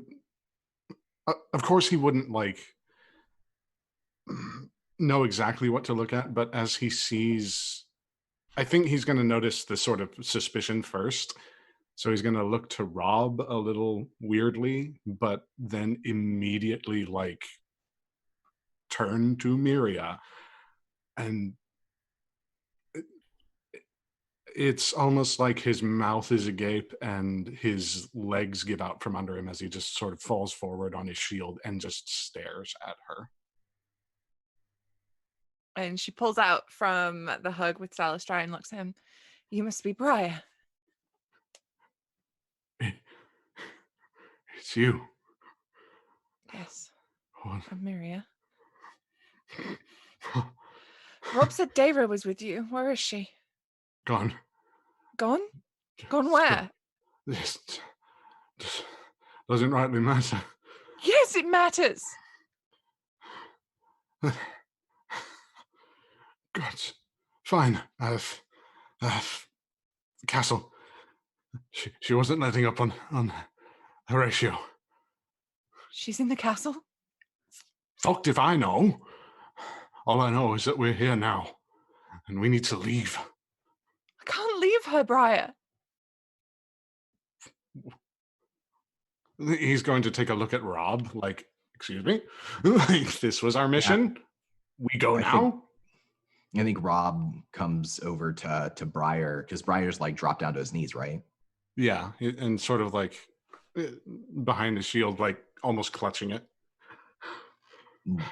He like kneels down next to Briar and puts a hand on his shoulder, and he looks back towards the castle. Is there like any troop movement? Not that you can see, especially from here. Okay. And there's a tower here, right? Yeah. Oh, come on, you honorable fool. Let's get out of here. Oh, it's not any safer for us to leave now than to leave tonight. Let's find somewhere where we can stay. We have a lot to talk about. To talk? Let us talk when we're miles away from this damned city. Briar, we came here to talk. Lady Myria deserves to hear what we have to say, and she deserves to say her piece. I'm going to stare very intently at him and try and see what the hell is going on. Like, if this is literally like what he wants to do, or if this is some higher thing that he's not picking up. So okay. like, roll me awareness, empathy, and then Don, just let us know if that beats your passive deception. It's equal or beat. Do you want me to roll anything? Oh, passive. So the little number. Yeah. 19? 9. No. Okay. Yeah, I think he appears to be worried about them being out in the open. He's looking up at the tower and he says, let's just get inside and talk, and then we can figure out our next move. Where's Alfred? Briar, let's get inside. There's a flash of desperation in his eyes. He stands at that, his full height, and I imagine he's a little taller than Rob. Yeah, Rob's pretty short. And he'll look to Salistraya, and then look to Myria. Let the lady go first.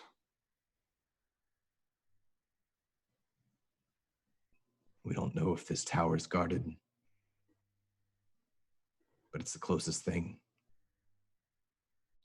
At this point, I don't care.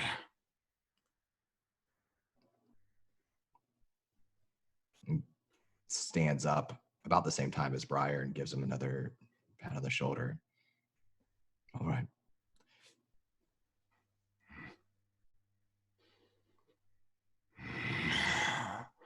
Fine, if you're that concerned, I'll cast an eye to the tower and see if there's anybody in it. Okay. Like, march in if I have to. All right, sure. Make me... as you approach it a bit, just to get a better eyes on, but make me an awareness notice check. I think it's going to be like 15 or so here. Oh, wow, heroic. Okay, cool. This is deserted, this tower. And it's one of the closest to the keep. In terms of like mileage distance, like they're along the Boneway kind of every so often. Silently wave the rest of the party in, just so we can sit down and talk. Sure. Yeah, inside there are it's a very simple tower of like a kind of very mix of cramped soldiers like quarters, and obviously a watch above. Looting for rations. I'm gonna literally just open chests indiscriminately, get everything that we can. Sure. You'll get like probably 2 days worth of like dried meat rations to feed the group, not including Salistraya, who just won't fucking touch it. Rob will go find like a chair to sit in. I imagine maybe like it's a little too small for him. Yeah, right? Even though he's not a big person, right? It's just a small chair, like a stool. Yeah, I can imagine almost one of those Roman stools, like that kind of thing, right? And he kind of sits on it, so he's kind of low to the ground, and he just, once he's sitting and they're not out in the open, his shoulders just fall, his face falls, and he pulls the wooden longbow off of his shoulder and just kind of lays it in his lap. He's staring down at the etchings of the houses that are carved into the haft of the bow.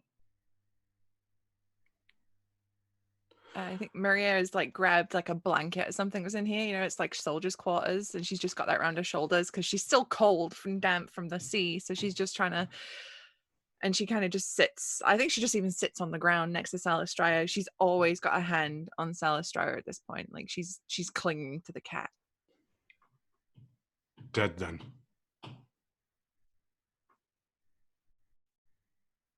Yeah. How did it happen? Bolts. The Martells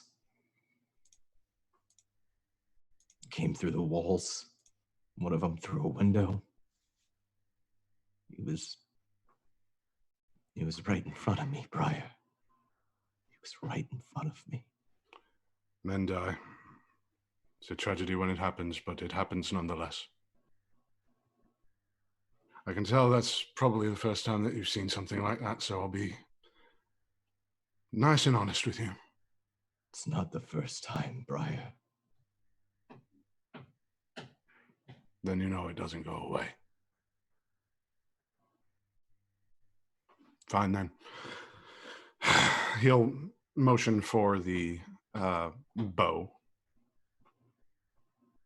He's hesitant to give it, but he does.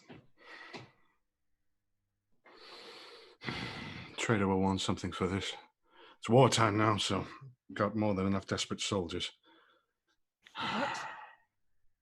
That's got to go back to Fox Hollow. It's got to be buried. His name's got to go on the wall. Brian. What's more important, Rob? Her life or this fucking piece of wood? How about you ask me, Briar? I'm in this room. I can hear what you're saying. You will not sell Alfred's bow.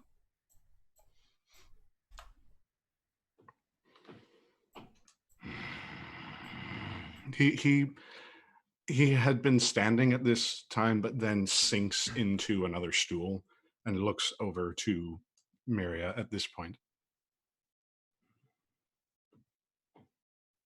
Did you tell her? Rob grabs a pouch that he'd taken from Alfred's body with some loose coins, whatever was left of what Alfred had. And he kind of tosses that bag over to Briar. Hear it jingling in the air. And he looks to Myria. He leans down on his knees and he takes this pack that he has over his back and he pulls it down and sets it down next to him. And he says, Myria, I think you should come sit down. Rob, what's happened? Let it be honest. No theatrics. She gets up and moves over to Rob. Lady Marcia sent the three of us to find you, not to rescue you. We didn't know what was going on at Ironwood. We came to deliver a message. I think she can already see the pain in his face. And it's that thing where you tell someone and before they know, they know. And she's searching his eyes. What message, Rob?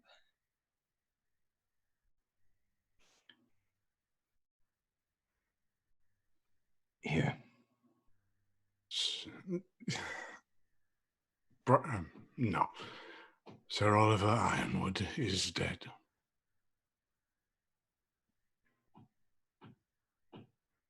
And it looks as though Myria stopped breathing as she hears that. And she doesn't turn her head. She doesn't move. She's just staring.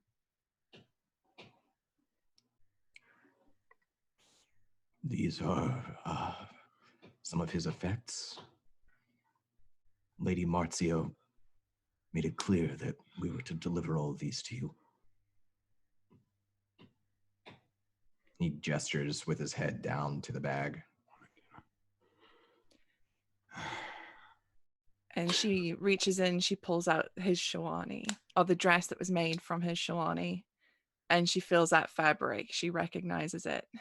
And she breaks. And there's a sob that sounds like a scream that's pulled from her chest as she just collapses in on herself. Rob kind of half extends a hand, like to comfort her, but Briar shakes his head back. Yeah. It falls back. And he just kind of slumps forward and puts his own head, his forehead in his own hands.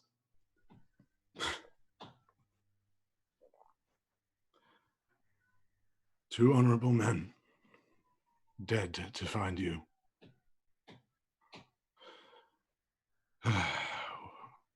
One killed by a bloody scorpion bolt, and the other at dinner. And she breathed in deeply, and her fist, you can see she's got this fabric balled up in her fists, and she looks up at Rob, and her face is just, it's a mess. And she says, how did it happen?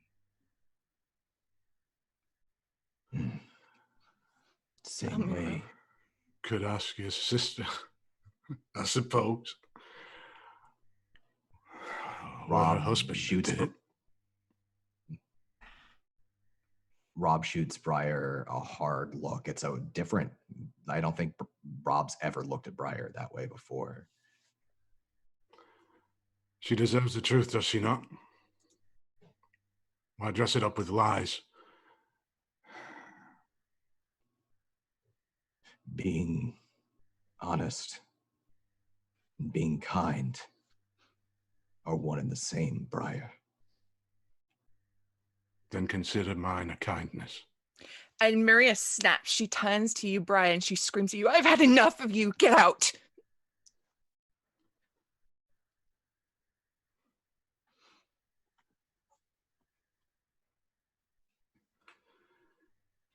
He'll stand at that point and stare at her.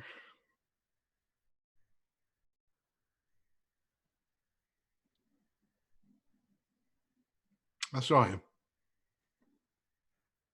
Alistair ran him through. Well, gods know where this one was. Alfred saw the same. She just screams leave at you, Briar.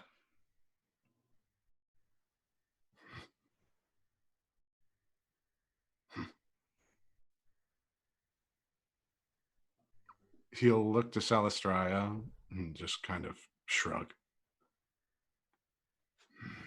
Before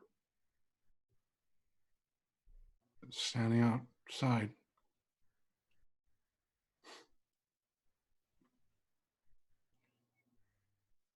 Is it true, Rob?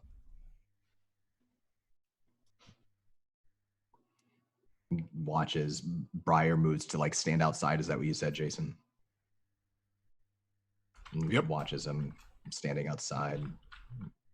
He relaxes just a little bit. I wasn't there. But that's my understanding. Traitors and treason. Old rivalries, I don't know. I don't know why nobles do the things they do, my lady. But they came into Fox Hollow. The Oakheart and Tarley Knights. They killed him. Not just him. Low-born men, too, just guarding the house. We came here to deliver his things to you. To find out how you were doing. And here we are. I don't know what happened at Yronwood. But it's more of the same. And Alfred, he didn't deserve to get caught in between. Neither did Oliver.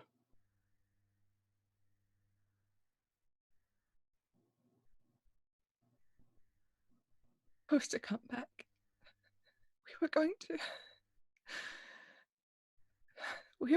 to restore Yronwood. We were going to stop all of this. His brother, the prince, they were all rotten. He was going to come back together. We would fix it, and nothing like that would ever happen again. He leans just a little bit closer. And the kind of sorrow on his face before changes. It hardens a little bit. I serve your house, Lady Myria. Whatever you tell me to do, I'll do.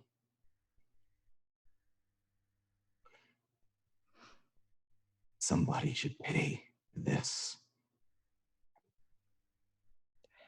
They will. But not yet.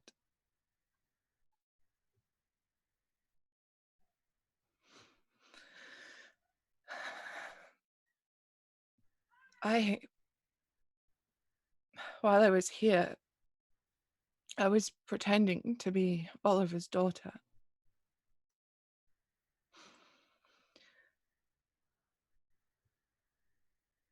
But I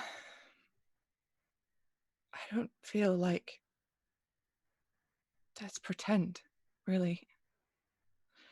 Some things I dreamt, some things other people said. I will make sure that and she wipes her face, make sure that justice is done. He leans just a little bit closer still, nods his head, and says, God speaks to us through our dreams. Dreams matter, my lady.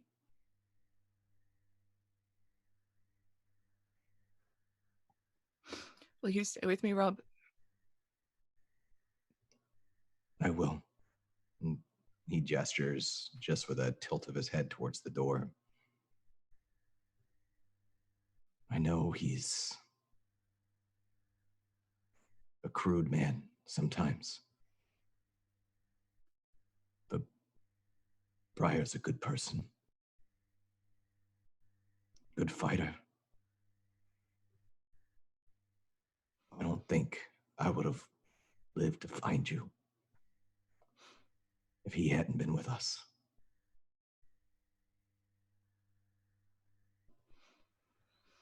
And she sighs, she looks down. He can come back in.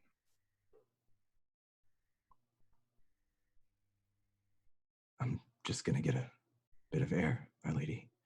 I'll let him know. Please, take all the time you need. There's more in that bag. And as Rob leaves, she starts to look through the bag. Just remind us again what's in there. Oh, right, yeah. So I think the halberd got given to Briar, right? Is that right? Was that right? That might have been right. If so, then he would have laid it at her feet. So there's the halberd, and then there's the bag. The bag has the Sherwani. It also has the picture that Oliver drew and painted of Myria.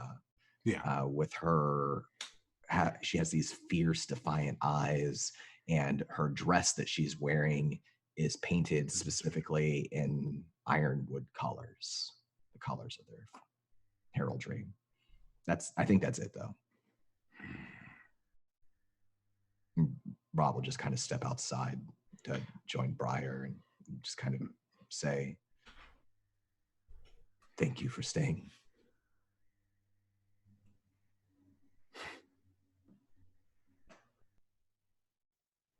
We need to get her home. I know that wasn't our mission. I know probably the Lady Marcia will have my head if I yet again defy her, but this is not the place for her. It's not the place for any of us. It's not the place for me, at least. Let's give her just some time. Time. I need it too, Briar. And maybe so do you.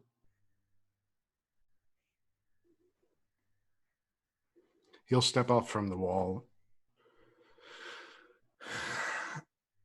put a hand on Rob's shoulder, and just give it a very light squeeze before leaning in very close and saying, the only thing I need is to get home. I hope you feel the same. Pat, and go back in. Rob will stay outside, but as Briar walks in, his expression goes neutral and he stares blankly out at the sea, his eyes just kind of flickering side to side. Okay. Back at Highgarden, We go back to Mara walking the halls from dinner. It's fairly late now. Dinner was pleasant enough, so Gawain did what he could to include you in the conversation. A little bit of that respite from the looks and the environment of court has gone away again as you walk the halls now. There are fewer people around, and you make your way to your quarters. And then on a high corridor, I think kind of a couple of stories up, probably overlooking some of the inner keep.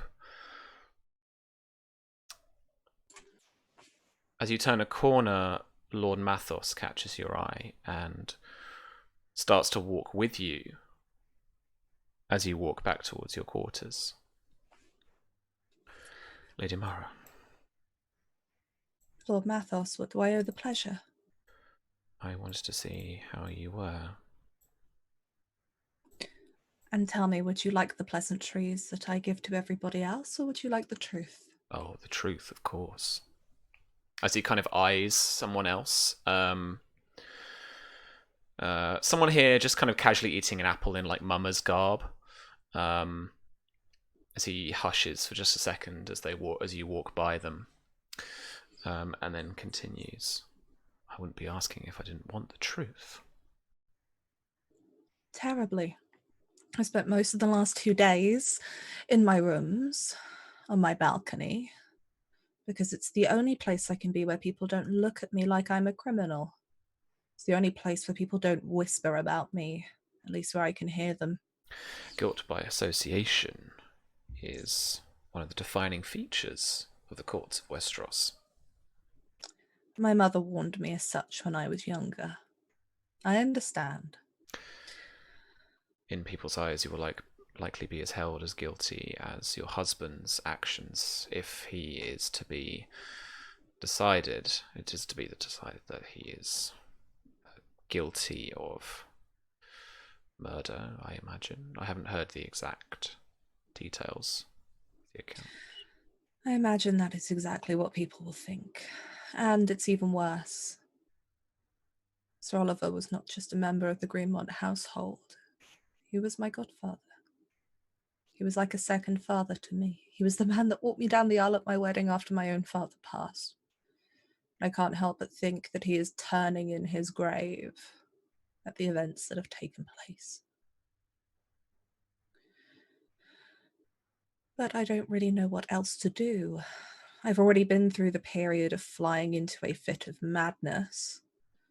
I'm sure the gossip went round from somebody that Lady Oakhart went running to Prince Baelor with a sword in her hand, demanding to speak to him. That happened. Really? I hadn't heard. Yes, His Grace was very kind in actually speaking to me rather than... Well, I don't know how his guards didn't do worse than just stopping me at the corridor. But I had to speak to him. I had to know what was going on. Have you ever had to tell one of your loved ones, the person that you hold most dear, that in a few moments' time there are Targaryen guards coming to put you in chains? Because I did. And I watched his heart break in front of me like I had betrayed him. I can imagine many a father and mother had the same kind of conversation with those that were warded on the conclusion of the Blackfyre Rebellion. I remember that too. My own sister was sent to Summerhall. I haven't seen her in such a long time. I don't even know where she is now. No, indeed. But that bastard of an uncle of mine took her. Perhaps, though, let's focus on the here and now. Not that that's any better. But at least there is something we could do about it. Please. Well, from what I hear, His Grace has got a wonderful reputation of being honest and fair. And that... I heard that you had spoken to Alistair's truth, that he only wanted to arrest Sir Oliver. Of course, yes. The Lord Tarly heard the same. What I worry about, though, is his father is on the way here. His father, who will be so proud that his son murdered a Dornishman. The one Dornishman, in fact, that I begrudgingly forced him to let into his sept, breaking 100-year-old family tradition. A Dornishman that was set to become the lord of a Westerosi house. I fear that Lord John's appearance here at court will do nothing to aid his son, and he does not know that I am with child either, so I hope that I can speak to him before the whispers get round. I'm sure he would seek you out. He will not. His parents bear no care for me. They were polite enough when I was staying there before I was married. But I am half Dornish. So while they will tolerate me because my father was the Westerosi, they bear no love for my mother's side of me. But what are we to do now? There is nothing we can do. I will not tamper with this trial. On the contrary, there is plenty we can do. Now, His Grace is undoubtedly at the head of the judges' panel, but there will be two others. The first, Lord Leo Tyrell, I imagine, is undoubtedly going to be the person he will call first. Lord Paramount here in the Reach would be a slight not to. The third judge, now that is a matter that we might be able to help ourselves with. Word has it, Lord Hightower is a shoo-in for the position. Perhaps not the best placed person for that. Perhaps someone that could look on Lord Alistair a little bit more favourably would work better for all of us. Perhaps. But I am also not a woman of deception, Lord Mathis. You don't have to be. I do not like lies. You don't have to Who be. would you suggest? I myself am afforded quite a lot of influence in this court, speaking to the lords and ladies here. The Reachers, being the oldest, one of the oldest true courts within the Seven Kingdoms, has made more progress in terms of the authority which it offers its lords. And our Lord Paramount is not exactly the most hands-on or authoritative of the Tyrells. Please get to the point. Who would you rather see sit as a judge other than Hightower? I would explicitly not want to see Lord Hightower sit there. Nor perhaps Lady Desmera. I'm not sure how exactly she would find Lord Alistair. In terms of other options, there of course is Sir Gawain, who would be viewed very favourably. But he is family. Alistair. Exactly, he is family.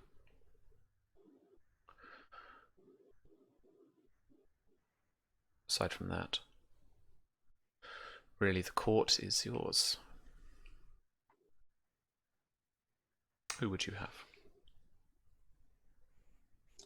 At this point, I do not know. Everybody stands to gain something if they are involved. It is true, it is true. And I would ask, what is it you would want in return for this exchange of influence? Lord Mathos, nothing here comes without a price. I'm not here asking for anything.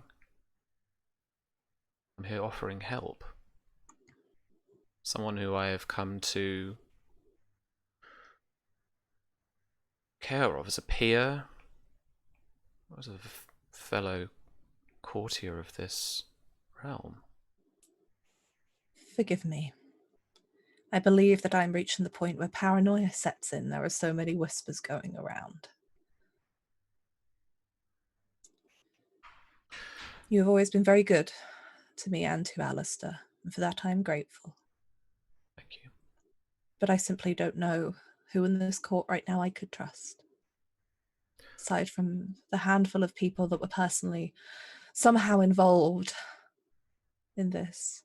You, the Lord Tarly. I mean, ideally you would put somebody on there who does not favour the Dornish, but is not so outright about it that would be seen to cloud their judgment. Somebody who does not have a connection with Old Oak that would be favourable should Alistair be found not guilty, but not somebody who stands to gain nothing. It is a game of middle grounds at this point. And I don't know if anybody here stands in that any longer. Perhaps may I suggest then, my lady, that you try and find that out. Perhaps.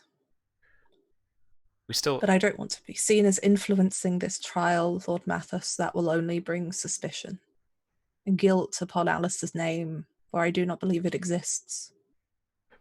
Discretion is obviously advised. And it's surprising what one can learn if one just listens. The walls have ears in whatever court you find yourself. It is hard to listen when people stop speaking when you walk past, though. Then don't let them see you. But if you have any suggestions on where I might start listening, that would be greatly appreciated. Oh, the courtyards of of Highgarden are rife with gossip. Wherever you might find a singer, or a mummer perhaps, any corner on which they stand, is often perfect vantage point, I have found. Well, perhaps I will try to leave my bedroom again tomorrow and attempt to enjoy some music. A wise choice. And you are sure that if there is somebody who would be suitable for that post without being seen as manipulating this trial, you have enough influence to ensure they get there? I do.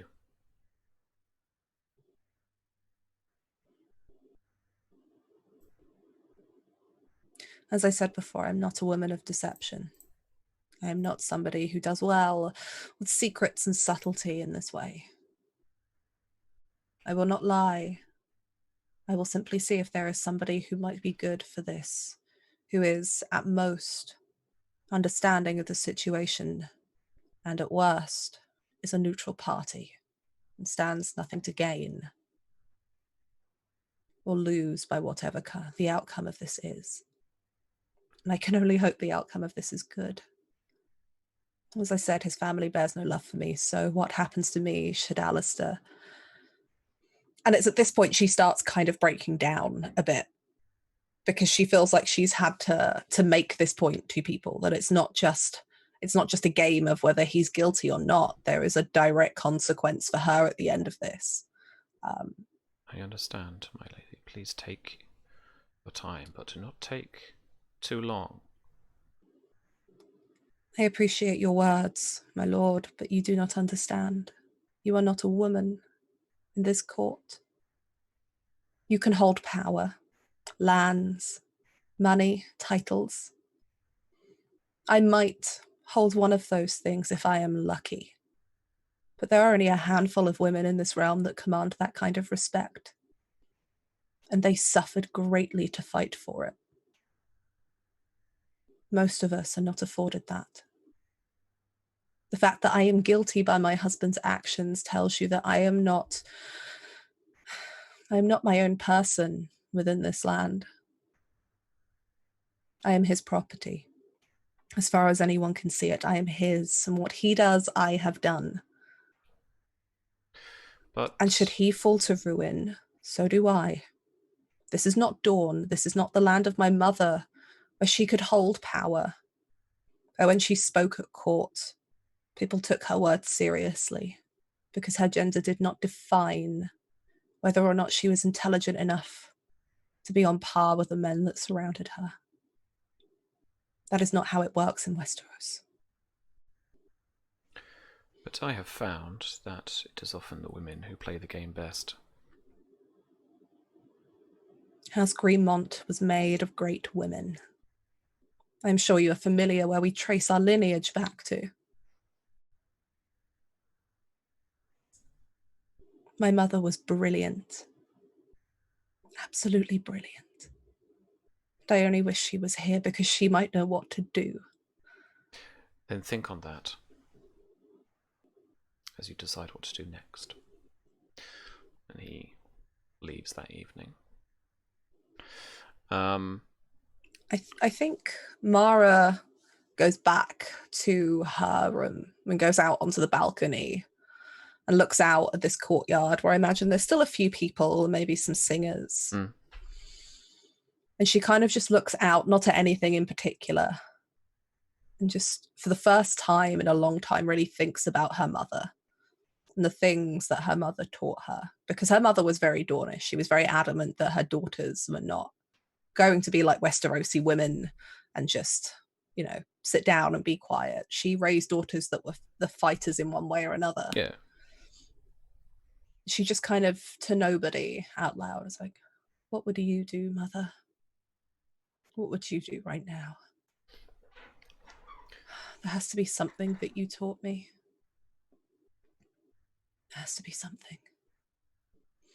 And she just, that's all she can think about is going back to the time with her mother and just can't help but thinking that she would know what to do. And she's trying to recall everything she ever said to her, every trick, every inconsequential talk at a dinner table that might have held the key to where she should be going. So she would totes roll a knowledge streetwise check at this point. So, over the course of the next day, I would like you to roll that test to check out some gossip. Now, let me just check the difficulties. It's not going to go well. Do we have any bonus dice or test dice in chat there? I don't know. Well, you don't on your overlay right now. Ah, okay. But I'm sure if you beg. No, it's cool. I don't know. I don't think anyone wants to see Alistair get out of this quite so easily. No, maybe not. That's education. I'm not even sure if I, Virginia, want to see Alistair get out of this so easily, but... all right. Roll me. Okay. Roll me a streetwise check. Just I'm gonna make it an automatic one, but every degree of success will net you with like a question, basically. Okay. 8. Okay, it's two questions. 2 1s and a 6. Oh. Cool. Alrighty. So, in terms of like players and pieces, as it were. So obviously, Samuel Tarly is the only Tarly here at the moment. His father isn't, and he obviously is going to be called as a witness right now.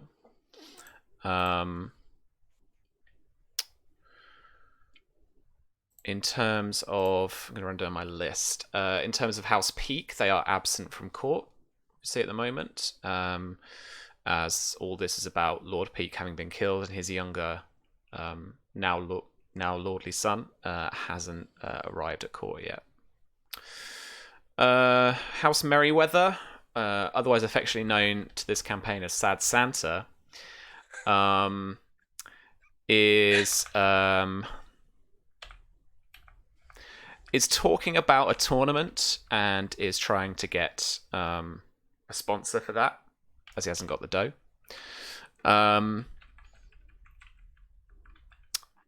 Lady Rowan is being quite discreet at court, but she has been noted to be asking questions of what's going on. Lady Rowan is the lady of Golden Grove and also the I think Warden of the North Marches, and she. So if we think back in the game, her and Simon had a bit of a chat, but she essentially near the kind of north of the Reach has been the only heir to her seat. So she basically stood up in court and went, "I'm a lady and I'm going to do it. I don't care." And the court went, "Okay." It was off the back of that Mara pushed to have Myria hold House Greenmont.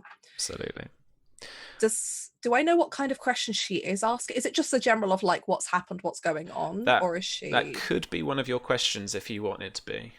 So hold the phone a second. Hold the phone a second. Think about that. House Ball has obviously been very absent from court because they were big into Blackfyre, and they came off with some of the worst. Lord Harris Ball was warded at Summerhall as well, along with Myria.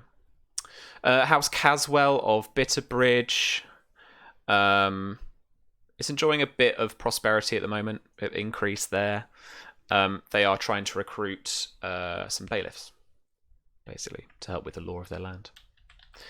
House Crane, both Lord... I did have it. Sir Johan and Lady Lillian were both present at Fox Hollow when it all went down, so they are likely to be called as witnesses as well. We noted how Sir Gawain, because next on my list is Oakhart, that Sir Gawain would be very favourable, but would be obviously be seen as a kind of biased thing. Mm-hmm. House Florent of Brightwater Keep isn't doing much of notably, but they were Targaryen supporters, I think. Might be good to say who was who. House Ball was Blackfyre, Merryweather was Blackfyre, Peake and Tarley were Blackfyre, obviously. And then the rest pretty much I'll say are Targaryen, or they're split. So Oakhart was split, as we described. Mm-hmm. House Ashford of Ashford is trying to get investment at the moment in court. They're not having a great time. House Hightower. As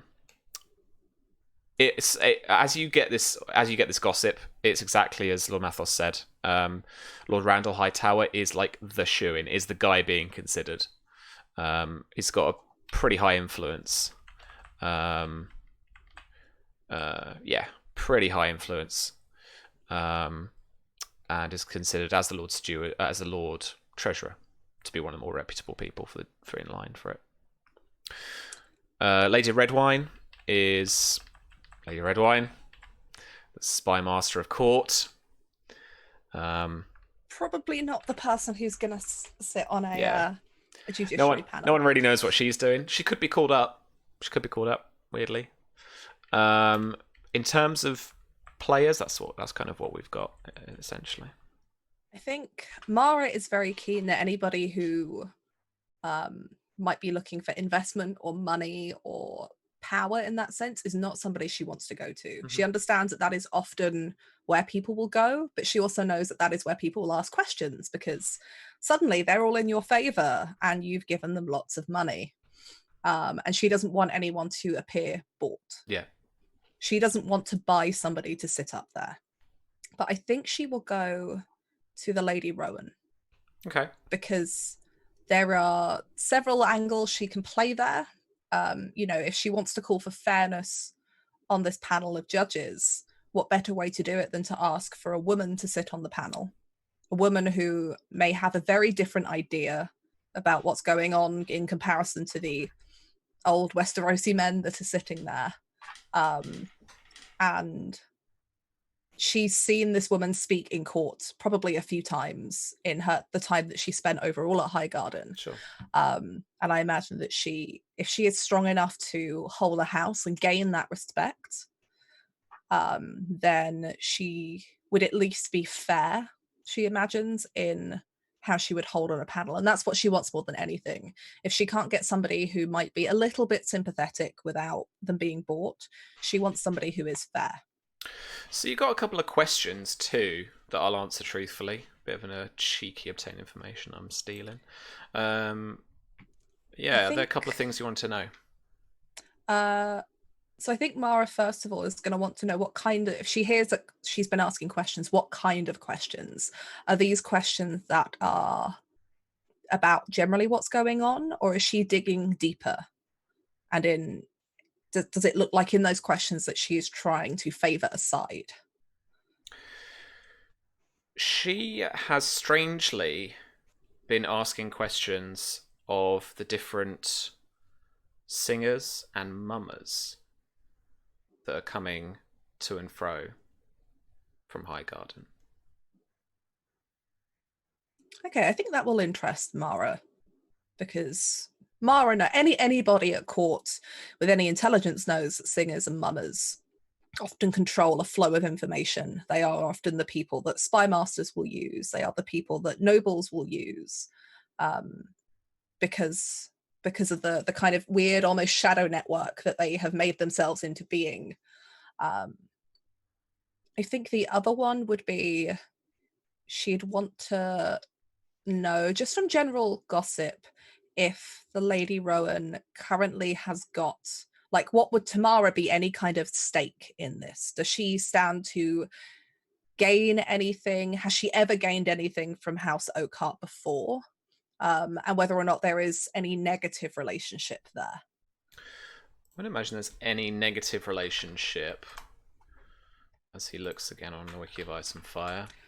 Mostly just to make sure there's not like they fought back in the day, so, you know, there'd be some weird just family revenge in terrible things happening to House Oakhart. Apparently, because we all know this is a thing in Westeros. Apparently Rowan's just a dude. House Rowan, that's what I was looking for.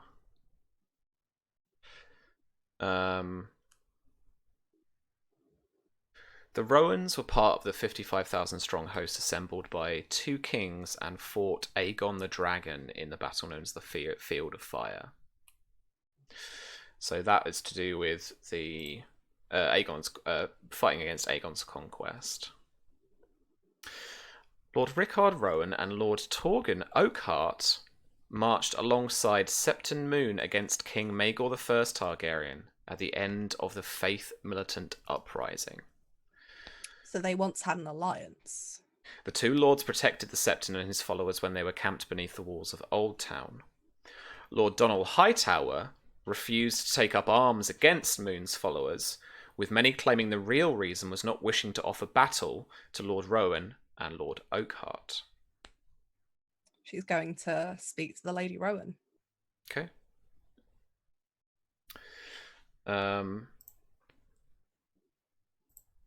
As you do so, because we're going to wrap up fairly soon, I want to essentially offer you this. That as you go to try and find her... Oh, Twitch has been a little laggy. Well, we're still going. Okay, cool. You are told that she is currently at the Maester's Tower on some business. So you head up to the Maester's Tower, and just as you're about to rap on the door, your discretion of the last couple of days affords you pause as you hear her ask about a young man who was here. A maester without his chains. Is he aware of this man? And is he aware at all where he went? Did he go back to Old Town or anything like that? Because he just like went missing. And Godric, the maester, denies all knowledge of knowing Simon, even though he's not named. I know what Mara will do. She will pause, and as soon as that comes to a tail off, as he kind of denies it, and there's probably an awkward moment, she knocks on the door and opens it, as she has done before, and says, "Oh, I am so sorry. I didn't mean to intrude. I heard that the Lady Rowan was here, and I desperately need to speak to her. My lady, I apologize. Not at all. If I could done here. If I could speak to you, I would be very grateful." And I imagine that as they go down the steps, because I imagine Mara will wait. She'll walk down the steps a few to give them that last moment of privacy to say whatever else needs to be said. But I imagine that she will look to the Lady Rowan as they're climbing the steps down together and say, "You are asking about my brother. I don't have much to tell you, but if you have a few moments to listen to me somewhere in private, I might be able to share what I know." All right. I think we will just end it there, only because we're dropping frames all over the place.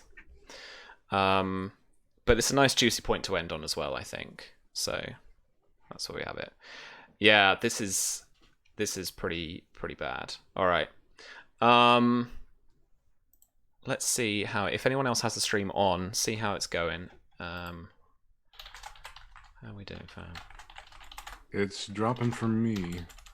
Yeah, it's dropping for me, but my internet's being a bit blur. Yeah, as far as I know, we still are. Oh, laggy, but there. But there, yeah. All right.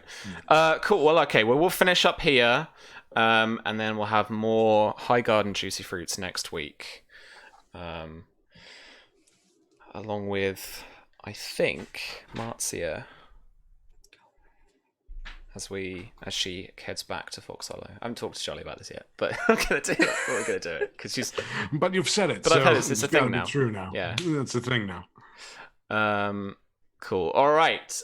So very quickly then, for the people who are still with us, potentially it's maybe normalized. It looks okay. Let's have a quick whip round and remind each other and the people at home where you can find us and what you're up to, stuff like that. Susie, how was that? You it's a thing now. You've been told. People, finally she knows about it. Oh my god! It's only been an entire season nearly. Yeah, yeah, it has. I think. Poor Myria. Beautiful moments though. Beautiful scenes. Yeah. Her little heart is in a million pieces right now. She's very, very sad. But it's done now. Now she can focus on the stabbing. So okay. Yeah, I'm Susie. There's no Susanna Grace, variety streamer. I do video games, art streams, tabletop RPGs. Find me all over the internet at Susanna Grace. And tomorrow you can find me on Encounter Roleplay for the Man from Alderaan, our Star Wars one shot, where I am playing a very cool character that I can't talk about, but very cool. So that's at 11 p.m. BST, which will be 6 p.m. Eastern on Encounter Roleplay. Can't wait. Fab. Looking forward to it. And then V, a lot for Mara this week. A whole ton. Yeah. I am surprised I've managed to keep the not lying thing going. It's been difficult. There have been moments when I'm like, is this the point where she snaps into no longer telling the truth? But she's holding out. It's going to be interesting. I'm looking forward to speaking to the Lady Rowan as a woman in Westeros with power that's almost equal to the lords around her. But yeah, that was something. Mara is finally having this moment of realizing she is utterly alone. And I have to say that watching Susie play Myria, finding out about Oliver, in that moment I was like, do you know what? If Myria had been at Fox Hollow and seen that happen, everything for Mara would have played out differently. Because it's one thing to see Myria, this woman she admires and loves, see her heartbreak or know about it. It would have been a whole other thing to see her little sister, her flesh and blood, broken over that. Like that would, at this point, if someone was to put Myria in front of her, Mara'd be a wreck. That'd be the end of it. Like Alistair could rot for all she cares if she saw that. Like, I'm not even kidding. That saddened me so much. There's the Mara bit of my brain was like, my little sister, no. But yeah, you can find me tomorrow for other juicy fruits that aren't Game of Thrones, doing the second part of the Dishonored two shots over on Encounter Roleplay, which will be interesting. My players will be going after two gang members who have apparently not come back with a nice rare bone charm they were supposed to come back with. So it's going to be good to see how they decide to hunt them down for that. And then next week, I will be doing a follower voted stream on Monday, starting at 8 p.m. UK. Nice. And then Tomb Raider on the Wednesday at 8 p.m. as well. And I've kind of decided in my head, I'm probably going to do that Twitch Sing stream tomorrow afternoon because I haven't got anything else. Why the heck not? Right? Why the heck not? So if you want to see me be a bit ridiculous and do some singing, should come check my Twitter out because I'll probably post there whatever time it's going to be. So that should be fun. But I'm so nervous about next week now. Like I'm actually dreading this trial. Anyone would think that it's an actual court case because I think I'm about as stressed as Mara over this whole thing. I'm very attached to Mara. Well. It happens to attached characters. They die, Sam. We know this. Mara is honest. She's going to die a terrible death. This is the law that George R.R. Martin has set for us. Which means Myria needs to do some slightly evil things, like soonish, so that she can then become rightful Queen of Dawn. Yeah, fair. You're right about that terrible death is all I'm saying. Oh, now. We'll play nicely here. Speaking of not playing nicely, Briar. No, how you doing, man? How you doing, Jason?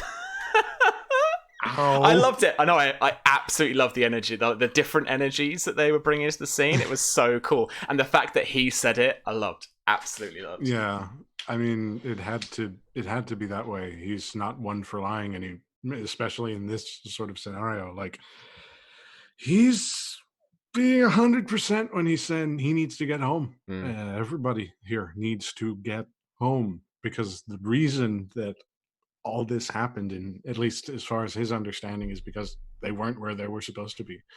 They ended up somewhere they didn't belong. So hopefully he can maybe put that more delicately towards Myria, and if not, at least maybe find out what the fuck is going on so that he can at least get out with his head uncracked, as it were. As it stands, though, think that's it for me. Just Jason Please on Twitter if you want to find me at any one point in time. I got Grains of Truth going on this Tuesday over on Susie's channel. It's a Witcher TTRPG game that I've just been so honored to run for ages, it feels like. Mostly because the players age me consistently whenever we play, but that's a whole other beast to wrangle.